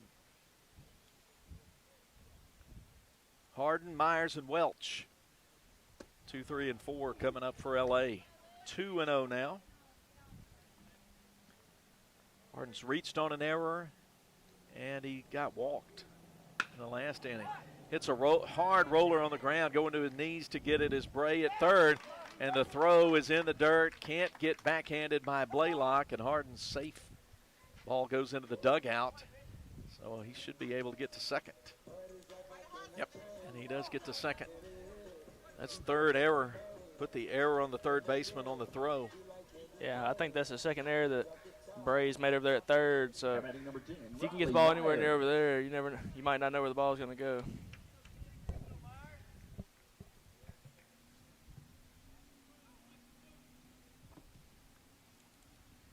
Here's Myers up. He could tilt it the other way with one swing of the bat.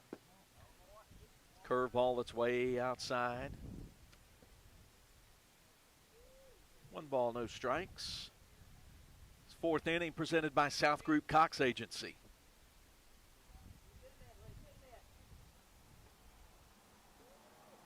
Right versus right. Luke Robinson, the pitcher. Ball came inside, nearly hit him. Myers turned away from it just a little bit. 2-0.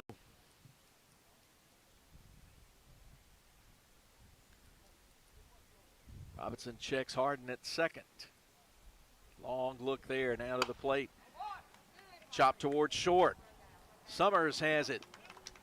Retires Myers on the throw to first for out number 1. Hardin will be able to get up to third, however, on the ground out.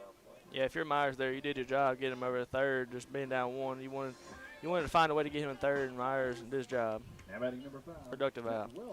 With Welch at the plate. Singled, scored in the third in that 5-run inning. Park Place has their infield in, so anything hard hit on the ground, they might look home. And first pitch, breaking ball that stayed up, hits him on the back of the left shoulder. Welch will head up the grass line to first base. Hit by a pitch, bottom of the fourth. That's the second hit batsman.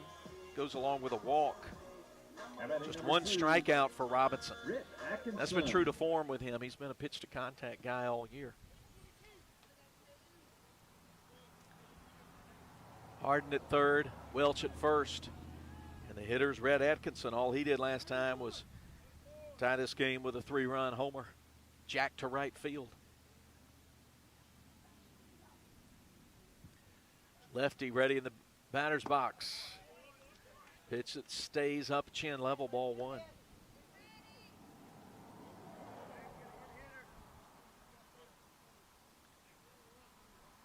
Hardin opened the inning, reached on an error. Errant throw from third to first that went into the dugout that put him at second. Popped up right side of the infield going back. It's still carrying back to right field. Center fielder going to make the play. Wally gets it for out number 2, and it's not deep enough to score. Hardin. Yeah, Atkins tried to give it a ride to right field, but he barely got under it, and it was close enough for a throw at the plate, and you just didn't want to get your third out at home. So you got Atkinson, the next Atkinson coming up to hit with 2 outs, man on first and third. Now batting number 1, Reese Atkinson. Reese Atkinson at the plate, his first appearance today. Sets in, right-handed hitter. It's his 18th plate appearance of the season. Bluffed the throw to third, throw is to first, and everybody's on their toes as far as Rebel base runners go there. It's a little 53 move that's illegal once you get out of high school. Hit right towards short. Scooped up nicely by Summers, and he's going to get Atkinson on the throw for out number 3 on the inning. No runs, no hits, 1 error, 2 stranded. Leake has left 7 on base through 4 innings, and they trail 7-6 to Park Place. Stay with us as Leake Academy baseball continues from Boswell Media Sports. Branning Law Firm is ready to work for you. Attorney Jennifer Branning specializes in residential and commercial real estate closings, timber transactions, and business law. Jennifer and her friendly staff will assist you with your business and real estate. Please call 601-656-6152 or visit them in downtown Philadelphia across from the library. Open Monday through Thursday, 8:30 to 5, and Friday, 8:30 to 12. Branning Law Firm, 235 West Beacon Street, Philadelphia. Take it from me, you're going to want to shop around and experience everything that Ozark Ag has to offer. I mean, after all, their language is poultry. So that means they're going to carry all the hardware materials and power tools you'll need when it's time to get to work. Plus, they also carry hunting and fishing supplies when it's time to kick back. Take it from me, I guarantee you're going to love Ozark Ag. Ozark Ag, located right where Joyner Building Supply used to be on Highway 16 in Carthage. Boswell Media Sports.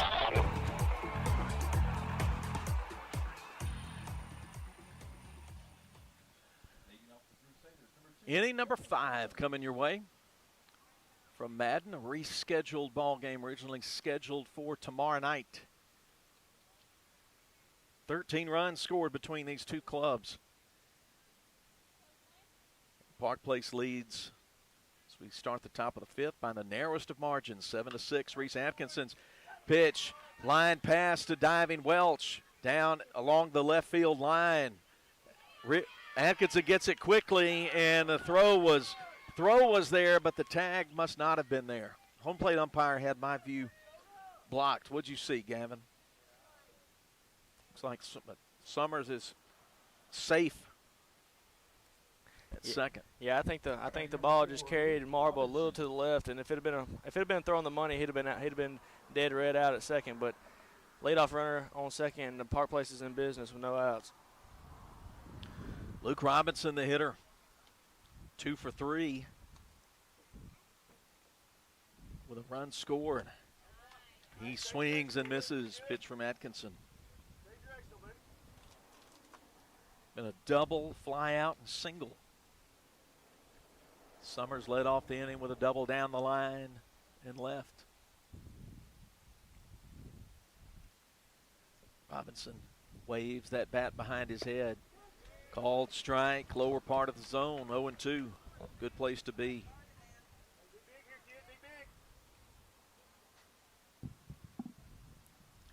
Nothing in 2 the count. Outfielders playing deep.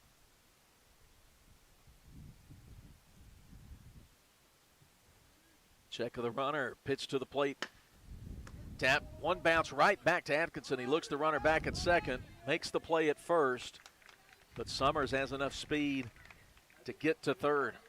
Yeah, that's a good play by Summers because Atkinson was looking back to second, but right when he let go of the ball, he was on his horse at third base, and now you got a man on third with 1 out, and all your job is here is just put it in play and get the run home and get an insurance run. Parker Bray at the plate. 1 for 3. In the top of the 5th inning. Leake has led briefly at 6-5 after 3. Late coming around on a high fast ball is Bray, swinging strike 1.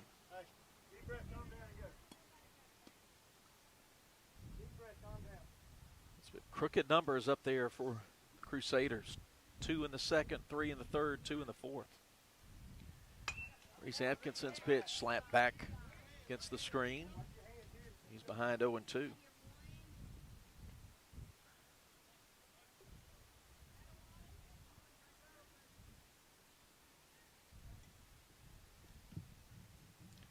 Check of the runner at third. 0-2 pitch. Bounce toward Harden, who was drawn up in the infield, but it goes off his glove. Marble has to get it on the grass in front of the bag at second, but Summers will come across and make it 8-6. That's going to be ruled in error.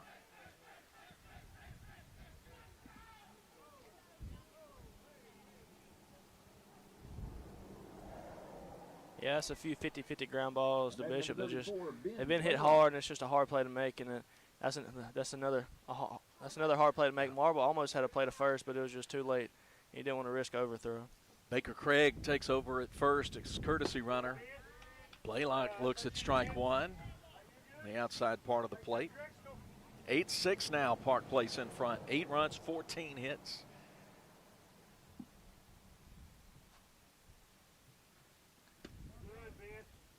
Looks at one that was just about a ball's width further outside than that last one, and that's ball one.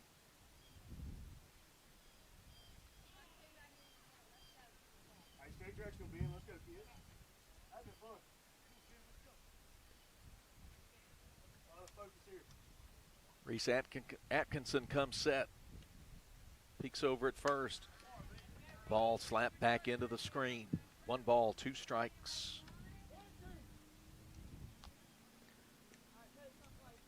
Summers opened the inning with a double down the line to left. Scored on the Leake error.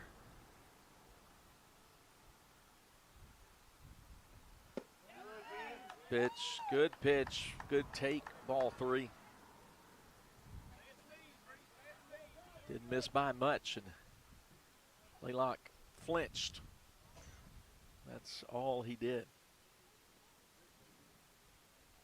Reese Atkinson comes set at the belt. Here's the payoff pitch, and he missed low, ball 4. Blaylock walked. Runners first and second now with 1 out in the 5th inning. 5th inning presented by Brandon Law.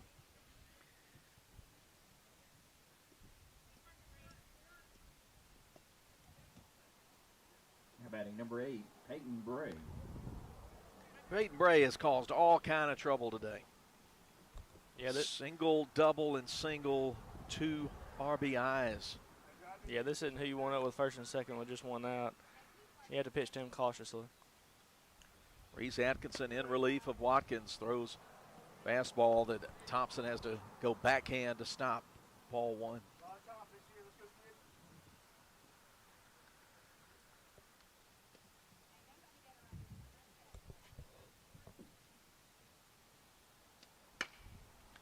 That one hit in the air toward the right field line, but it's going to get foul just over the fence. Hey, while that's second error of the inning.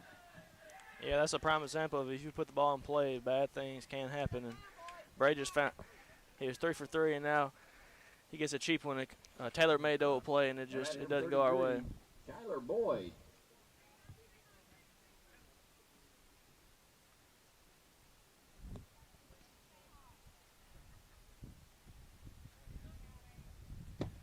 Pitch down and away.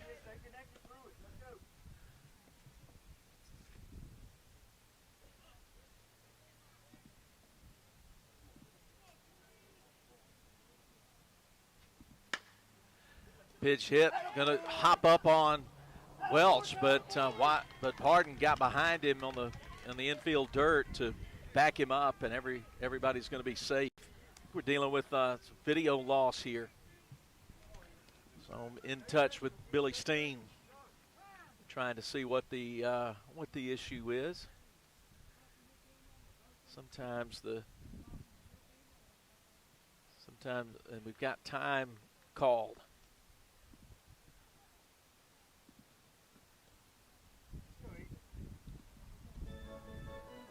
So we are trying to see if we've got a speed problem or something else.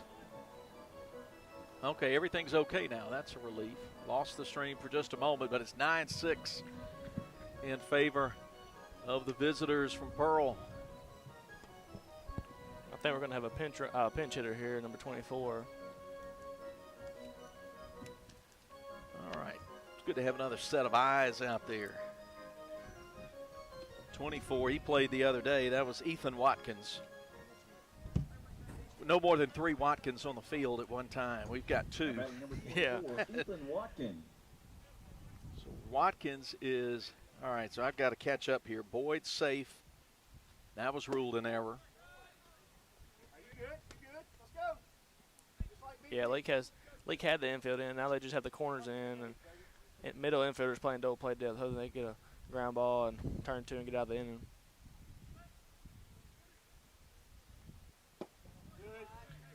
Pitch miss low, 1-1, kind of catching up here. So Ethan Watkins hitting for Singletary. 1-1 to count to him. 1 out, bases loaded. 2 runs already across in the top of the 5th. That gets us a little bit caught up. Popped up, but it's going to go backward over the press box. And just missed somebody's car going by. And I'll do the quick commercial again. If you drive by the 488 during a ball game, you want to be in touch with somebody at South Group Cox Agency before you do that and make sure they've got you a great car insurance policy, because it's driver beware. Yeah, you better have your head on a swivel when you're driving near the baseball fields during baseball season. 2-2 the count, pitched in the dirt. Left-handed batter's box to Ethan Watkins.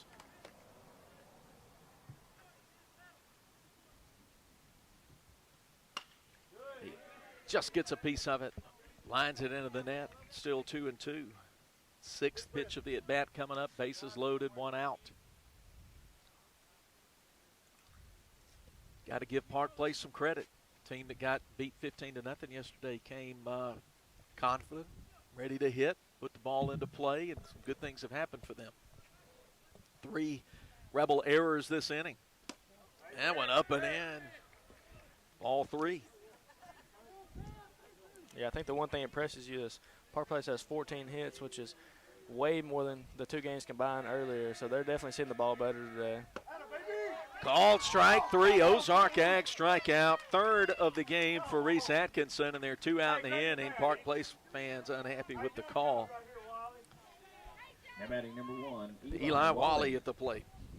Singled, hit by pitch, and walked. Yeah, that ball seemed to be inside, but Watkins, he likes to crowd up on the plate, so I think the ball touched the inside paint, and it was a good pitch by Atkinson to get the 2nd out. It's down and away, ball 1 to Wally.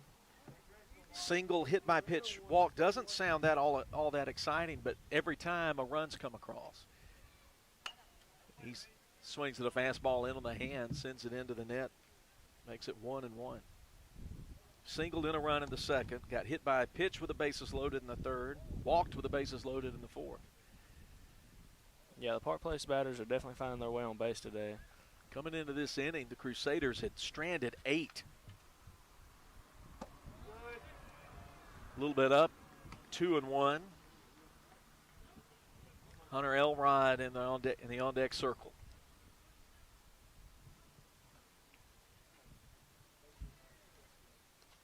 Reese Atkinson's pitch, fastball that a little below the knees, 3-1. And just as we said last time, no place to put Eli Wally. Yeah, if you're Wally here, you're sitting dead red fastball and nothing else. Pitch on the way. Called strike, inside corner, good pitch from Reese. Had to have something there. Sun completely behind the clouds now. 3-2 pitch, here it comes, and it's sent foul. Right side, over everybody's heads. 3-2. Yeah, if you're Atkinson here, you just want to challenge him and hope he can put some on the ground, or you can get a swing and miss to get out of the inning. All the runners take off. Line to shallow center field, going to get down in front of Myers. Blaylock scores. So does Bray.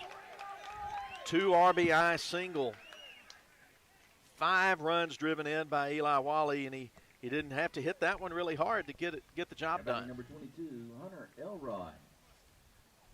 We're in an 11-6 game now.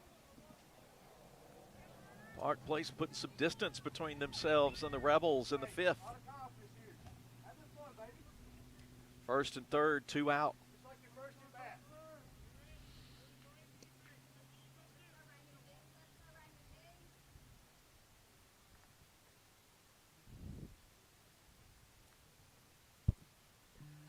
Elrod ready. Atkinson's pitch to the plate, swing and a miss. Coming around late on it was Elrod, strike 1.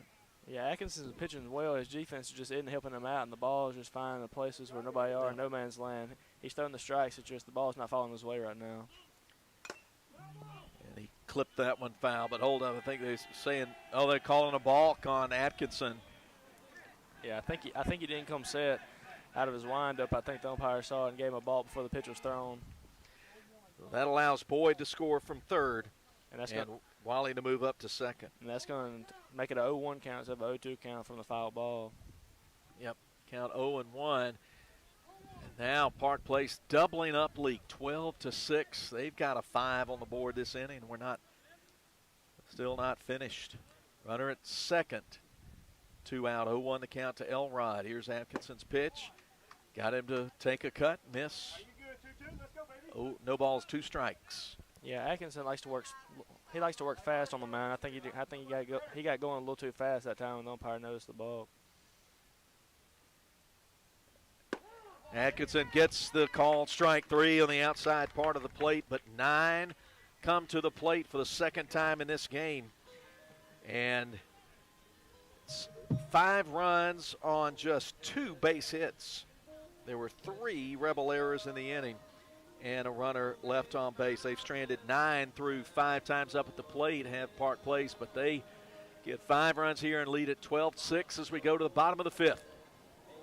Wendy's home-style French toast sticks are so delicious, some are saying that they're better than their mom's breakfast. Excuse me, did you just say Wendy's French toast sticks are better than my breakfast? Mom, is that you? Answer the question. I said some people are saying that because they're so crispy on the outside and fluffy on the inside and perfect in every way. Uh-huh. And what do you think? I think it's time to tell people to choose wisely. Choose Wendy's sweet and crispy home-style French toast sticks. That's still not an answer. At participating U.S. Wendy's during breakfast hours. When dealing with something as complex as taxes and payroll can be, you can turn to Weaver Tax and Accounting to make things easier. Their professional staff works diligently to make sure your business and personal returns are complete and finished in a timely manner. Weaver Tax and Accounting will also execute your bookkeeping and payroll, bringing you the best in tax services since 1979. Weaver Tax and Accounting, 20 South Street, Sebastopol, and 109 Chadwick Avenue in Walnut Grove. Boswell Media Sports.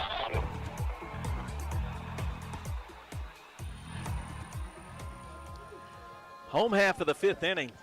Leake has got a hill to climb with just 9 outs left to play with. They trail now 12-6 to Park Place. Park Place came in here Monday and won a night game 5-0. LA hit the road, went to Pearl yesterday, spanked Park Place 15-0. For the Rebels, number 29, but Nathan Weaver. Been some great hitting from Park Place here in game 3. 5 in the top of this frame to make a 1-run lead, a 6-run lead. Luke Robinson back out for more, and hit. First pitch hit into the gap by Nathan Weaver. Is going to roll to the warning track. He's going to go second and then slow down. Thought he might be thinking triple, but he gets a stand-up double on the first pitch to start off this 5th inning, and LA needs more of that. 5th inning presented by Branning Law. Yeah, that was a good piece of hitting by Weaver. He almost could have laid down a triple because the ball got all the way to the fence, but you don't want your out to be at third with a 6-run ball game with no outs. Breaking pitch way outside to Camden Marble, ball 1. Weaver doubled on that first pitch. Here's Marble, then it'll be Charlie Brantley. We go to the top of the order. 12 runs on 15 hits. Park Place, 6 runs on 8 hits for Leake. That one just a little bit up, ball 2. 2 balls, no strikes. Robinson comes set, working from the stretch. Look back at Weaver. Now he goes 3-0.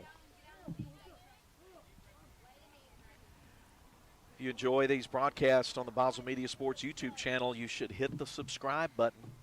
You'll get a notification every time we go live with Leake Academy baseball, basketball, or football. 3-0 count. Pitch called strike, takes it at the knees. Does Camden Marble.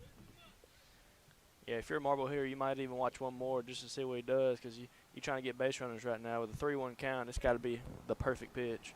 Marble drove in a run with a sac fly when he was up in the third.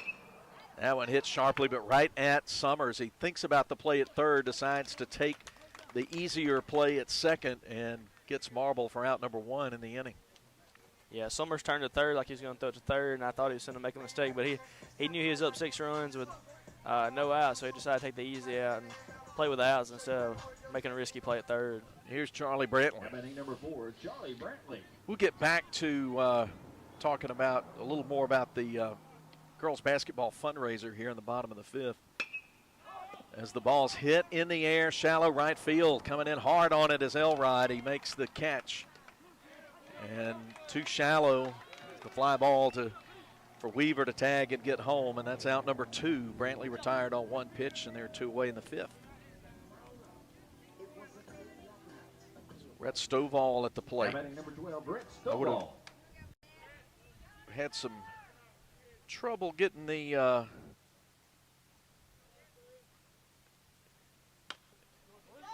getting that graphic up. Pitch fouled away by Rhett Stovall. Now I've got it back up. Leake Academy girls basketball Guatemala mission trip fundraiser Monday, April 17. 0-1 to count to Stovall, Robinson, Wines, and pitches. Ball hit the opposite way into right field. Elrod has to come on, and he runs straight ahead. Cap flies off, but he makes the catch for out number 3. No runs, 1 hit, no errors. 1 runner stranded. Leake has stranded 6 through 5 innings, and they trail 12-6 as we go to the top of the 6th inning. Stay with us. Leake Academy basketball continues. If you want to get the best in sportswear and gear, check out In Sports. In Sports, just off the square in Philadelphia, offers screen printing with personalized jerseys, T-shirts, and fan wear to support your favorite team. In Sports also has customizable vinyl gear for spring sports like baseball and softball, as well as plaques and trophies. Looking for sports equipment? In Sports has that too. In Sports believes in giving the best possible customer service with in-town deliveries. Get ready for this sports season with In Sports, just off the square in Philadelphia. It's springtime. The flowers are blooming, the lawn will need mowing, and uh-oh, you can't forget we live in Mississippi where the weather goes through more changes than a nursery full of newborns. Be ready for what lies ahead with the friendly folks at Lee County Co-op. You'll find flowers, potting and topsoil, weed and feed, chemicals and fertilizers, everything you need, except for excuses to get out and doing the yard work. Plus, ring in spring with those beautiful Corinthian bell wind chimes you can only find at Lee County Co-op. Spring is here, all right, and so is Lee County Co-op on Highway 16 in Carthage. Boswell Media Sports. Call to the bullpen for Coach Turk Stovall. The Rebels get right-hander Matthew Nowell into the game. Sophomore making appearance number 8, has thrown 11 2/3 innings, given up just 1 hit, 2 runs. 1 of those runs earned, has walked 6, struck out 12, and his ERA at 0.6. That's pretty good. He's getting his warm-up tosses in. We're in the the top of the 6th inning. Park Place leads Leake 12-6. All right, real quick, Leake Academy girls basketball fundraiser for the Guatemala mission trip. That's going to be at the Joe F. Shepard Gym Monday, 5:45 free throw-a-thon, 6:15 girls basketball alumni game. Contact Coach Hatch or one of the players if you want to get a ticket to that, or if you're an alumna and you want to get in on that ball game. Not too late to do that. First pitch taken for a ball by Jonas Summers to start the 6th. Reese Atkinson went 1 2/3 innings, called strike to Summers. 1-1 to count. Ball and a strike. He reaches out, pops it up foul territory, first base side. Stovall gets under it. And a weak pop-up to start the 6th inning. 6th inning presented by your friends at the Neshoba County Co-op. Yeah, when you're coming out of the bullpen, the first out's the hardest out. And he seems like he's in his groove with the all-speed working and the fast speed on the outside. Going pretty good. The batter's Luke Robinson. He takes a pitch on the edge for strike one. Between quarters of that girls basketball alumni game will be dribble competition, shooting challenge, knockout contest. I'm not sure what that is. It's 0-2 to Robinson. But it sounds like something I would enjoy, a knockout competition, and a cake auction. I think that's the one I'd be most interested in. Never met a cake we weren't interested in. 1-2, pitch high to Robinson. So talk to any of the Lady Rebel basketball players. Ball popped up on the infield right side by Robinson, going back on the grass. Under it is Marble. He makes the play on it for out number 2. 2 up, 2 down in the 6th. That has not happened in any inning so far for the Rebels. No, it seems like in every inning there's been base runners on base, but now he's got two quick outs, and he's trying to get out of the inning real quick with only 7 pitches in the top of the 6th. Ball dribbled toward right, little weak grounder taken by Camden Marble, and he will make the short toss to Stovall at first, and it's a 1-2-3 inning for Matthew Nowell. The Rebels sure needed that. 1-2-3 inning. We're in the middle of the 6th. Score remains Park Place 12 and Leake 6 back in 60. What is the value of an independent insurance agent? We don't work for any one insurance company. Instead, we work for our clients. We sell insurance from multiple companies, and that means at South Group Cox Agency, you always have an expert on your side who can find you the best policy and rates for you and your family. Now is the time to come by and let us at South Group Cox give you a free quote. Open Monday through Friday, 8 a.m. to 5 p.m. South Group Cox Agency, 207 West Main Street in Carthage. Moore's Pharmacy always looks forward to seeing their customers, and they provide 4 locations for you: Carthage, Walnut Grove, Sebastopol, and Lena. They also provide services to make your life easier, such as the flavored medicine machine for your children, Pack My Meds, hormone replacement therapy, and compounding. They also take most insurances. Moore's Pharmacy, Carthage, Walnut Grove, Sebastopol, and Lena. Always the shortest wait time, fastest service, and lowest prices because they will price match for you. Follow them on Facebook, Moore's Pharmacy, your family hometown pharmacy. Boswell Media Sports.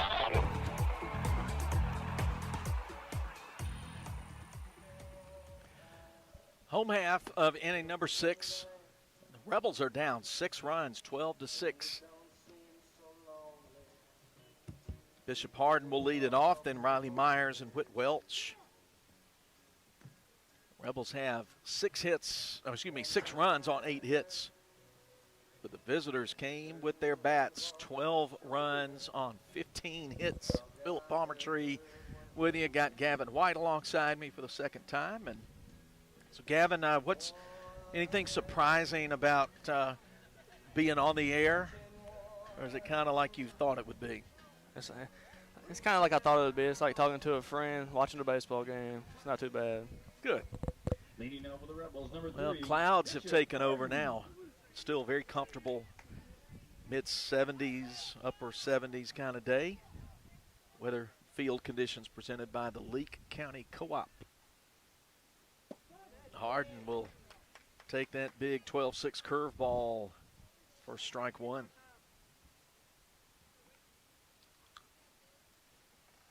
Robinson rocks and throws it again, but this time it's going to be hit sharply through the hole. Diving third baseman Bray can't get it. Single to left for Hardin to start the inning off. Yeah, it seems like Park Place was playing a slight shift to him on the pull side, but he snuck one through the hole, and now you got the leadoff runner on first in the bottom of the 6th inning. The Neshoba County Co-op bringing you the 6th inning of Leake Academy Rebel baseball. Riley Myers. We'll have the home game on the air next week against East Rankin. That's on the 21st. Riley Myers hits it high in the air towards center field. Going back. It's going to hit off the top of the fence. Hardin waved around third. Throw coming to the plate, but it's going to be high into the screen. And the double is going to drive in a run, and then Myers will sneak over to third on the high throw home. Nice hit, and he was just about all a foot or two from getting his 9th home run. Yeah, that ball didn't miss much. Just probably 3 or 4 feet off the top of the wall. But if that throw was good at shortstop, there would have been a play at the plate. It might have been an out. But the throw, good base running, the throw sailed over the catcher, and now you got a man on third, no outs with Witt up to hit. With Welch up, he takes a big cut, misses strike 1. Park plays 12, Leake 7. That double from Myers was the 10th base hit, and he's down at third base. Pitch from Robinson. It hit into the air, straightaway center field. Playable for center fielder. He makes the catch, and the throw home is going to be up the line, third base side, and Myers scores on the sacrifice fly from Welch. And now it's a 4-run game, and that feels a lot better. Yeah, I think if you're both teams there, that's a win-win situation because you got the game within 4. But right now, if you're Park Place, you're just chasing outs.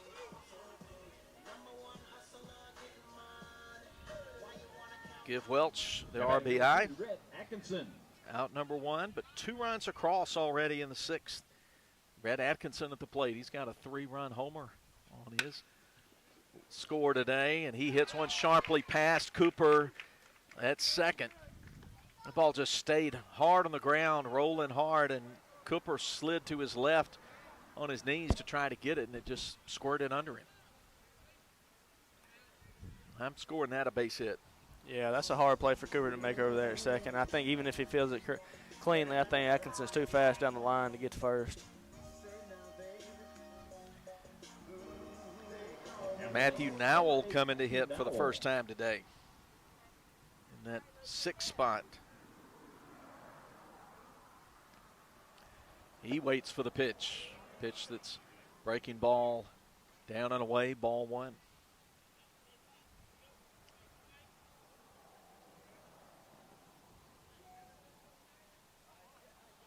Right versus right, the matchup here. Luke Robinson is gone all the way so far for the Crusaders. Surrendered 11 hits.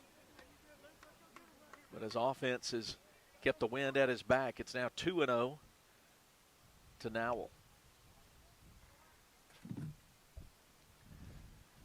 He reaches out, pokes it foul in front of the first base bag. A little too short for Blaylock to reach.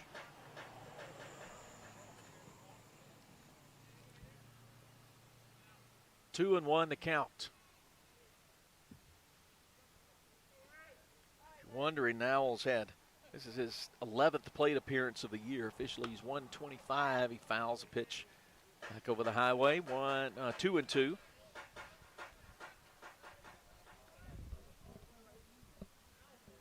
Nowell has a couple of RBIs. His one hit has been a single. Limited plate appearances. He digs in, gets ready.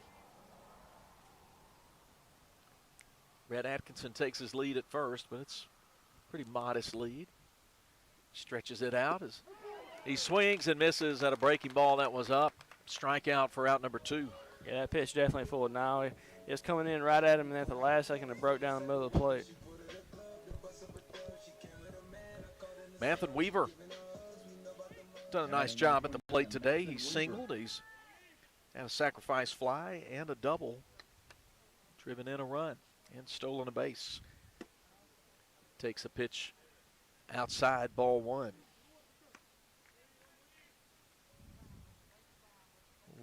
Weaver steps out of the left-handed batter's box. Takes it. Dry swing, gets back in there. Runner at first, 2 outs. Rebels have put 2 across in the inning. That one missed just a little bit up. Not by much, 2-0.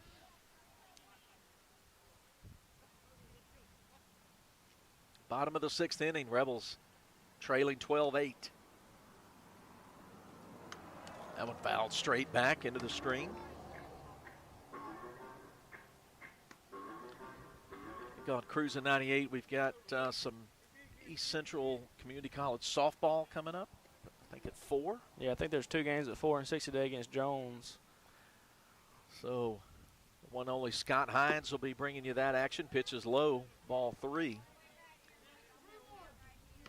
Yeah, we're at about 10 after 3 here, so we're probably going to get off the air or get done in time. If not, I think we're going to get booted over to Kicks 96 with a conclusion. That's what our producer director Breck Riley told me yesterday. That ball's hit by Weaver into right field, line drive single. 3-1 pitch driven out, and 2 men on and 2 out. The inning continues here in the 6th. Rebels trying to battle back. Yeah, if you're Marble here, you're just trying to get the tying run up to the plate. And, you're just trying to find a way on any way you can with 2 outs. But it looks like we might have a pitching change here with the coach going to the mound. Camden Marble due up, but time called.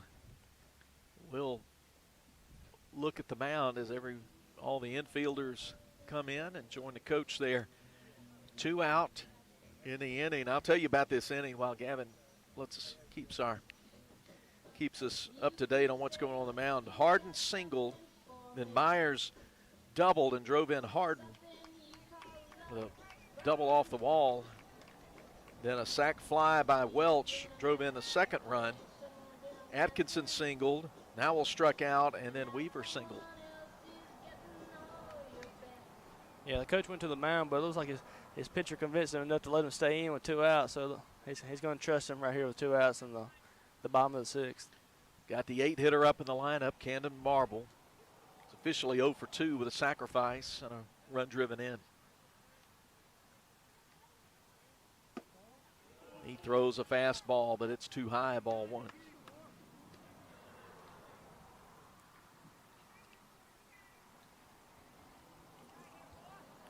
Oh, for a ball into the gap right here.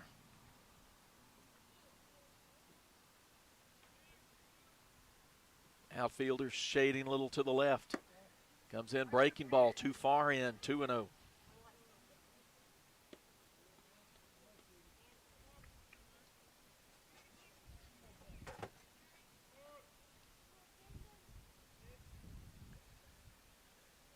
Robinson from the stretch, looks back at Atkinson at 2nd.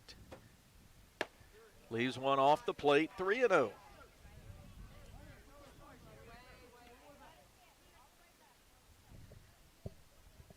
Yeah, if you're a Marble here, you're just trying to find a way on. With a hitter's count, you might watch 1 or 2, try to get on base and get the tying run up to the plate. 3 balls, no strikes to Camden Marble. And ball 4, fastball was inside, and now there's a Rebel at every base with Charlie Brantley coming to the plate.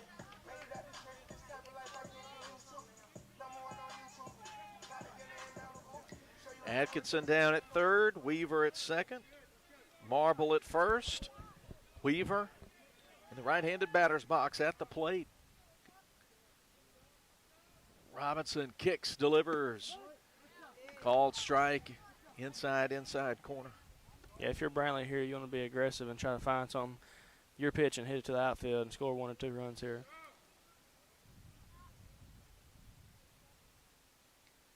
Slightly open stance for Brantley. He takes a pitch on the outside corner, strike 2. Good job moving inside and outside for Robinson. Both those pitches borderline for sure.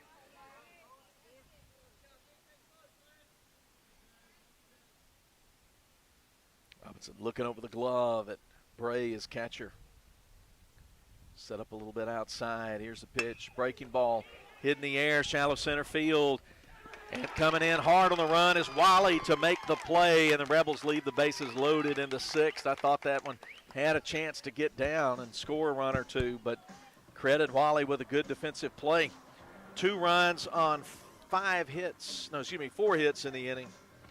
Bases left full. There were no errors. And the Rebels trail 12-8 as we go to the 7th. Stay with us. More Leake Academy basketball coming up. What is the value of an independent insurance agent? We don't work for any one insurance company. Instead, we work for our clients. We sell insurance from multiple companies, and that means at South Group Cox Agency, you always have an expert on your side who can find you the best policy and rates for you and your family. Now is the time to come by and let us at South Group Cox give you a free quote. Open Monday through Friday, 8 a.m. to 5 p.m. South Group Cox Agency, 207 West Main Street in Carthage. Moore's Pharmacy always looks forward to seeing their customers, and they provide 4 locations for you: Carthage, Walnut Grove, Sebastopol, and Lena. They also provide services to make your life easier, such as the flavored medicine machine for your children, Pack My Meds, hormone replacement therapy, and compounding. They also take most insurances. Moore's Pharmacy, Carthage, Walnut Grove, Sebastopol, and Lena. Always the shortest wait time, fastest service, and lowest prices because they will price match for you. Follow them on Facebook. Moore's Pharmacy, your family hometown pharmacy. Boswell Media Sports.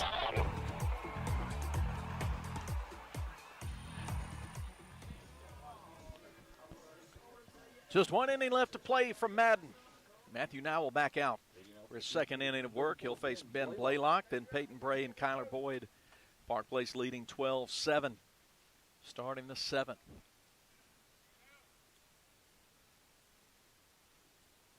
From the wind-up, ball fouled into the screen, strike one, Blaylock. Blaylock has reached 3 times, hit by pitch, single, and walk.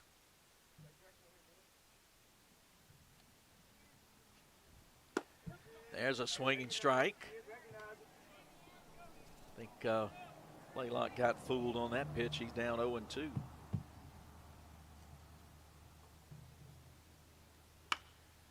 Ball, a little inside-out swing off the hands and misplayed by Marble. Going to get through his legs into right field.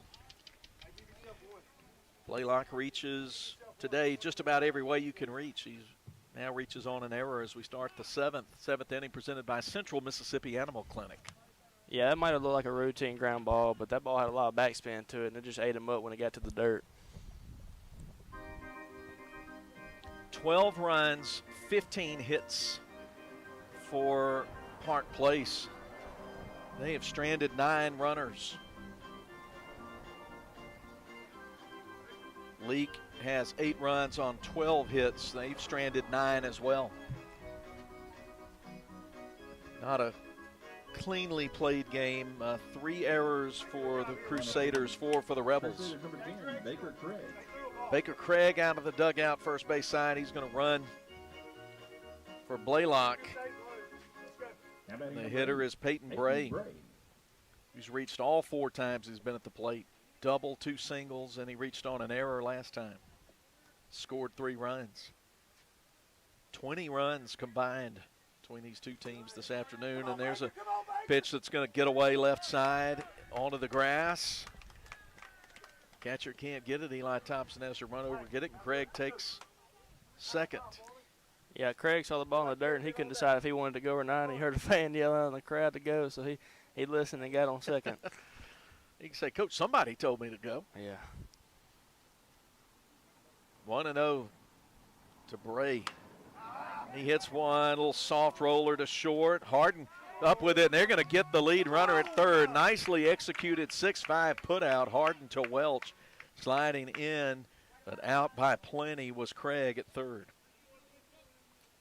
Yeah, Park Place, when they run to second or third or first or second, they like to stay in front of the ball and look at the infielder, try to distract him. But that time he stayed a little too long, and Bishop saw they tried to do that, and he had it easy. Trying to get one more.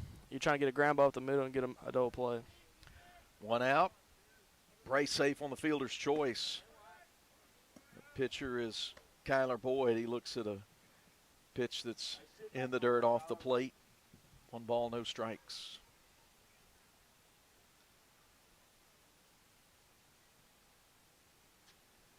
Pitch on the way. Popped up right side. Playable for Nowell. It's going to stay in fair territory right near the bag on the infield dirt. And he's got it in his glove. 2 away. I'll bring up Ethan Watkins. Batting number 24, Ethan Watkins. Ethan Watkins struck out looking against Reese Atkinson his last time up. You look ahead. It's going to be top of the order coming up for Leake in the 7th. Pitch just off the plate, ball 1 to Ethan Watkins.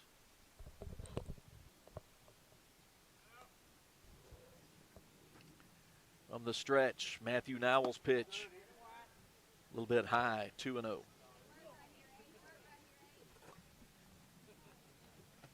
Yeah, if you're now here, you want to go at him because the next person on deck, he's been hitting you the whole game. So you want to go at him here with a 2-0 count. That's a called strike. Went right down the middle, taken by Watkins.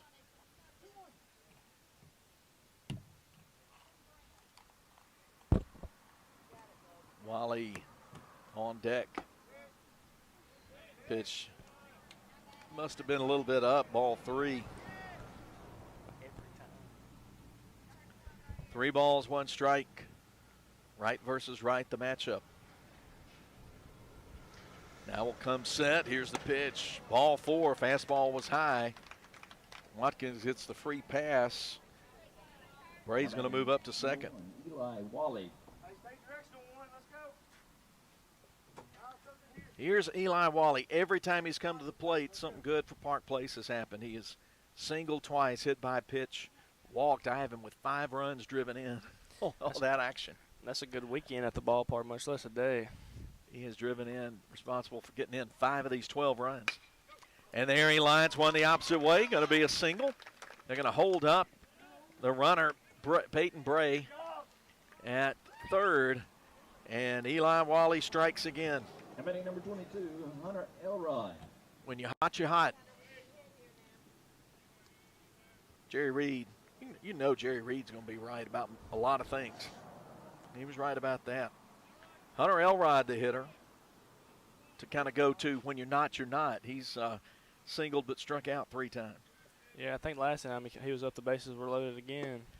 And he's late getting around on a fastball that's a little bit up. Strike 1.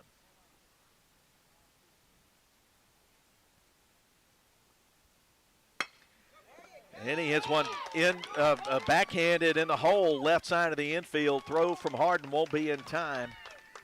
Run scores. Bray moves in from third. And so that's going to, you got to score that infield single. Yeah, you do. And they agree with me upstairs. So Elrod drives in his second run today. Makes it 13-8. Insurance run in the top of the 7th. Gets to Jonah Summers. Batting for the 6th time, and the ball scoots away from Thompson, but comes high off the screen. Back to him. Nobody's trying to advance. Bases are loaded with 2 out in the top of the 7th.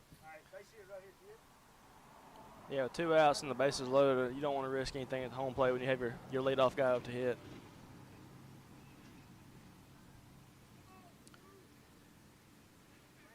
Summers has his 1 for 5 with a double. Pitches up. 2 balls, no strikes.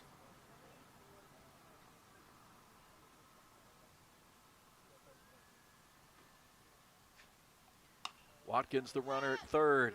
Pitch hit in the air, going to get foul left side. Next broadcast of Rebel Baseball will be on the 21st. That's a week from Friday.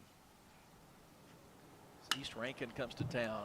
Ball hit, popped up on the infield. Playable for Harden. He makes it about a step back on the grass. And that will retire the side. 1 run on 2 hits. And there was an error. And there were 3 stranded. Rebels down 5 runs going to the final frame. 13-8 our score, back in 60 with the Rebels half of the 7th. Stay with us as Leake Academy Baseball continues. If you're looking for a trusted veterinarian, check out Central Mississippi Animal Clinic, a full-service animal hospital that provides emergency services as well as routine medical, surgical, dental, and grooming. Central Mississippi Animal Clinic will give your pets the care they deserve. Central Mississippi Animal Clinic, 900 Highway 35 South Carthage, 601-267-4573, or on the web at cmacvets.com. If spending days looking for top dollar for your timber has left you feeling like you're barking up the wrong tree, then I would listen closely. Welch Forest Products in Union does it better than anyone and with the least possible damage to your property. Whether it's management, forestry care, pine plantation, thinning, or site prep, the last number you'll dial is 601-774-8200. They buy land with or without timber too. Call Bo Welch now at Welch Forest Products today. 601-774-8200. Boswell Media Sports.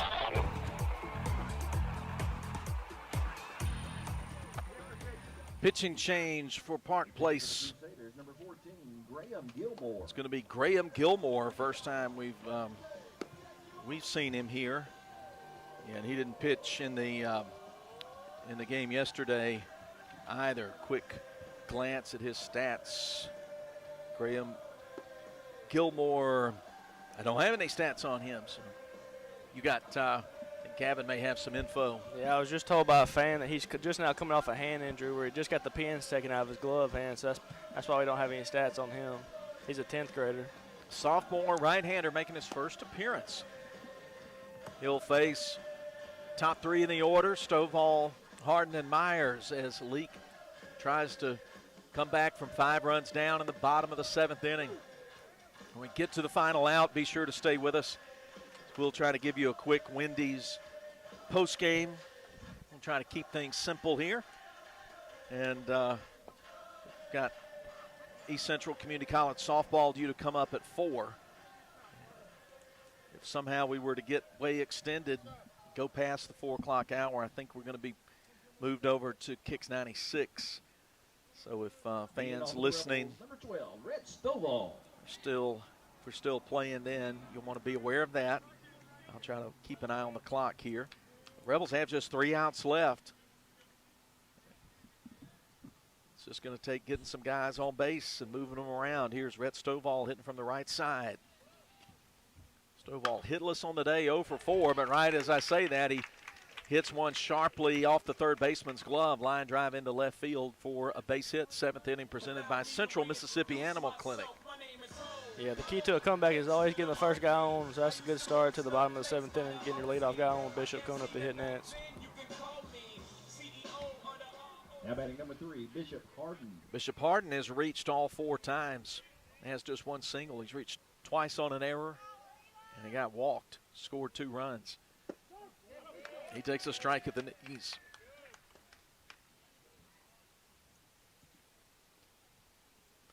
Yeah, Park Place is playing him with a shift to the pull side, so anything in the 6 hole will probably get the runner to third and first with no outs. So look to hit up the middle, or you can. Gilmore gets him to pop up, foul territory left side. Just a step in fair territory on the line, about 15 feet behind the dirt is Summers, and he makes the catch for out number 1. Harden retired on the pop-up. Riley Myers at the plate. Riley Myers. 2 for 4. 2 runs scored, 1 driven in. Up with a man on and 1 out. In the 7, looks at strike 1 from Graham Gilmore.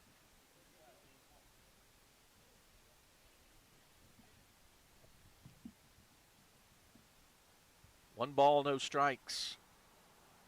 Excuse me, no balls, 1 strike. That was a strike. Inside, came too far in, 1-1. Ball and a strike to Myers. He nearly hit his 9th home run last time up. Doubled the left center field fence. Off the east side pawn and gun sign. He takes strike 2.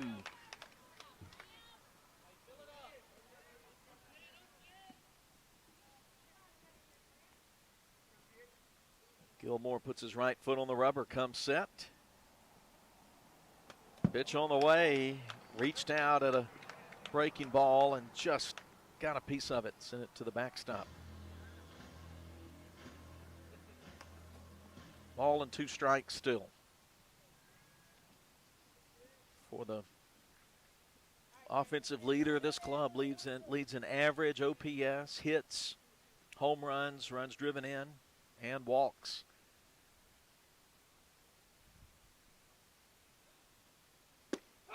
And he got him swinging. Gilmore gets Myers on the strikeout. Got a big grin on his face, too. That's out number 2.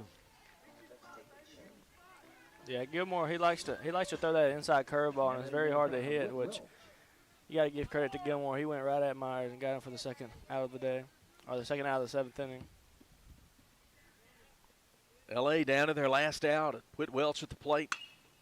And first pitch, he pops it up behind the bag at second. Summers calling for it and makes the catch. And our game's just gone final.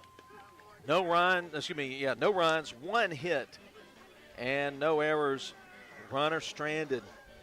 And Park Place very happy about coming to Madden and getting 2 wins in the 3-game set. And they win it 13-8. Back after this with the Wendy's postgame as Leake Academy baseball continues.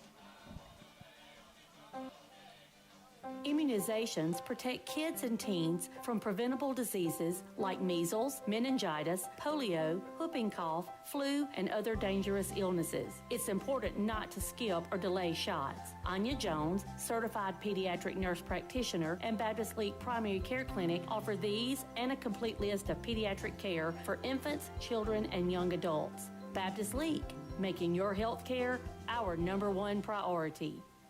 Moore's Pharmacy always looks forward to seeing their customers, and they provide 4 locations for you: Carthage, Walnut Grove, Sebastopol, and Lena. They also provide services to make your life easier, such as the flavored medicine machine for your children, Pack My Meds, hormone replacement therapy, and compounding. They also take most insurances. Moore's Pharmacy, Carthage, Walnut Grove, Sebastopol, and Lena. Always the shortest wait time, fastest service, and lowest prices because they will price match for you. Follow them on Facebook, Moore's Pharmacy, your family hometown pharmacy. Before you begin those do-it-yourself projects outside your home or business, be sure you know where your underground utilities are located. Always call before you dig. One easy phone call to 811 can protect you from injury and expense. Plus, it's the law in Mississippi. Make the call and avoid serious or fatal injury. For more electrical safety tips, contact Central Electric Power Association, serving you since 1937. An equal opportunity provider and employer. If you want to get the best in sportswear and gear, check out In Sports. In Sports, just off the square in Philadelphia, offers screen printing with personalized jerseys, T-shirts, and fan wear to support your favorite team. In Sports also has customizable vinyl gear for spring sports like baseball and softball, as well as plaques and trophies. Looking for sports equipment? In Sports has that too. In Sports believes in giving the best possible customer service with in-town deliveries. Get ready for this sports season with In Sports, just off the square in Philadelphia. Wendy's home-style French toast sticks are so delicious, some are saying that they're better than their mom's breakfast. Excuse me, did you just say Wendy's French toast sticks are better than my breakfast? Mom, is that you? Answer the question. I said some people are, because they're so crispy on the outside and fluffy on the inside and perfect in every way. Uh-huh. And what do you think? I think it's time to tell people to choose wisely. Choose Wendy's sweet and crispy home-style French toast sticks. That's still not an answer. At participating U.S. Wendy's during breakfast hours. In Carthage. Boswell Media Sports. Wendy's postgame coming your way as the Rebels drop 2 out of 3 to Park Place. They lose Monday 5-0. Turned it around yesterday in Pearl, won 15-0, but then drop a 13-8 decision at home. And the record on the year, 18 wins, 7 losses overall in District 2 play, 8-4. 3 games with East Rankin coming up at home on Tuesday, at East Rankin on Thursday, and then back home for the final regular season game on Friday. No broadcast for the Tuesday and Thursday games next week, but we will be here for the final regular season game on Friday. It's a 6 o'clock Central start. And we're going to bring you as many home games, as many playoff games as we can. That's what I'll say right now, as we're trying to do East Central. We've got obligations there. We've got some obligations with Kosciuszko High School baseball and softball when the playoffs start. And so somewhere in there, somebody, Breck Riley and Scott Hines and I, and maybe even a couple of others are going to be on the move, but we're going to bring you as many Leake playoff games as we can. Philip Palmertree, Gavin White's with us. We're wrapping it up. And it was a game, Gavin, where Park Place did the thing they did here Monday. They got an early lead, and Leake, with just the exception of that 5-run third that the Rebels had, we were playing from behind. Yeah, after the first 3 innings, during the first 3 innings, it looked like it was going to be a pretty good ball game. But after the third inning, Park Place really took over control and started getting more timely hits than we did. And just when you get people on base and when you put the ball in play, things tend to go your way throughout the game. 2 runs in the second, 3 in the third. then 2 more in the 4th, and then the big 5-run 5th put them out in front. They scratched 1 more across in the 7th. For Leake, 1 run in the 2nd, the big 5-run 3rd inning, powered by the 3-run home run from Rhett Atkinson. And the Rebels pushed in a little closer in the 6th with a pair of runs, but couldn't get anything going, just got 1 man on in the 7th, and that was it. The unhappy totals, 13 runs on 17 hits, 3 errors for Park Place, 8 runs, 13 hits, 4 errors for the Rebels. Left on base, Park Place stranded 12, Leake stranded 10. So we could add more runs than that, but just a rough afternoon. It's time now to name the InSports Player of the Game, and Gavin and I came to an agreement very quickly that senior left fielder Rhett Atkinson is today's InSports Player of the Game. At the plate, Rhett went 3 for 4. He had a double, a single, and as I mentioned a moment ago, had a 3-run homer to right field in the 3rd inning as part of that 5-run outburst the Rebels had that gave them a brief lead at 6-5 after 3 innings. They couldn't keep it, but congratulations to senior Rhett Atkinson. The East Central Community College commit is today's InSports Player of the Game. Thanks for being with us today on the Boswell Media Sports YouTube channel and Cruisin' 98. Thanks to Billy Steen, our studio producer, and our producer-director, the award-winning Breck Riley, and the whole team at Boswell Media Sports, Lisa in sales, Laura keeping everything running, Ashley, who runs these great graphics for us, for boss Melissa, and executive producer Johnny, and BMO as well, always lending a hand, always a team effort bringing you Leake Academy Sports. And for all of them, and for Gavin, who's joined us second time. Gavin, thanks again. Thank you for inviting me. For all of the above, I'm Philip Powertree, and we'll be with you, Lord willing, on Friday right here at the 488 for the Rebels and the Patriots of East Rankin, final regular season game. And then the playoffs start the following week, so a lot of important baseball ahead. Hope you'll join us for that. But today it's a 13-8 loss for the Rebels, and we'll just try to pick it back up and win some games against East Rankin next week. Until we're together again, good afternoon, grace, peace. Go Rebels.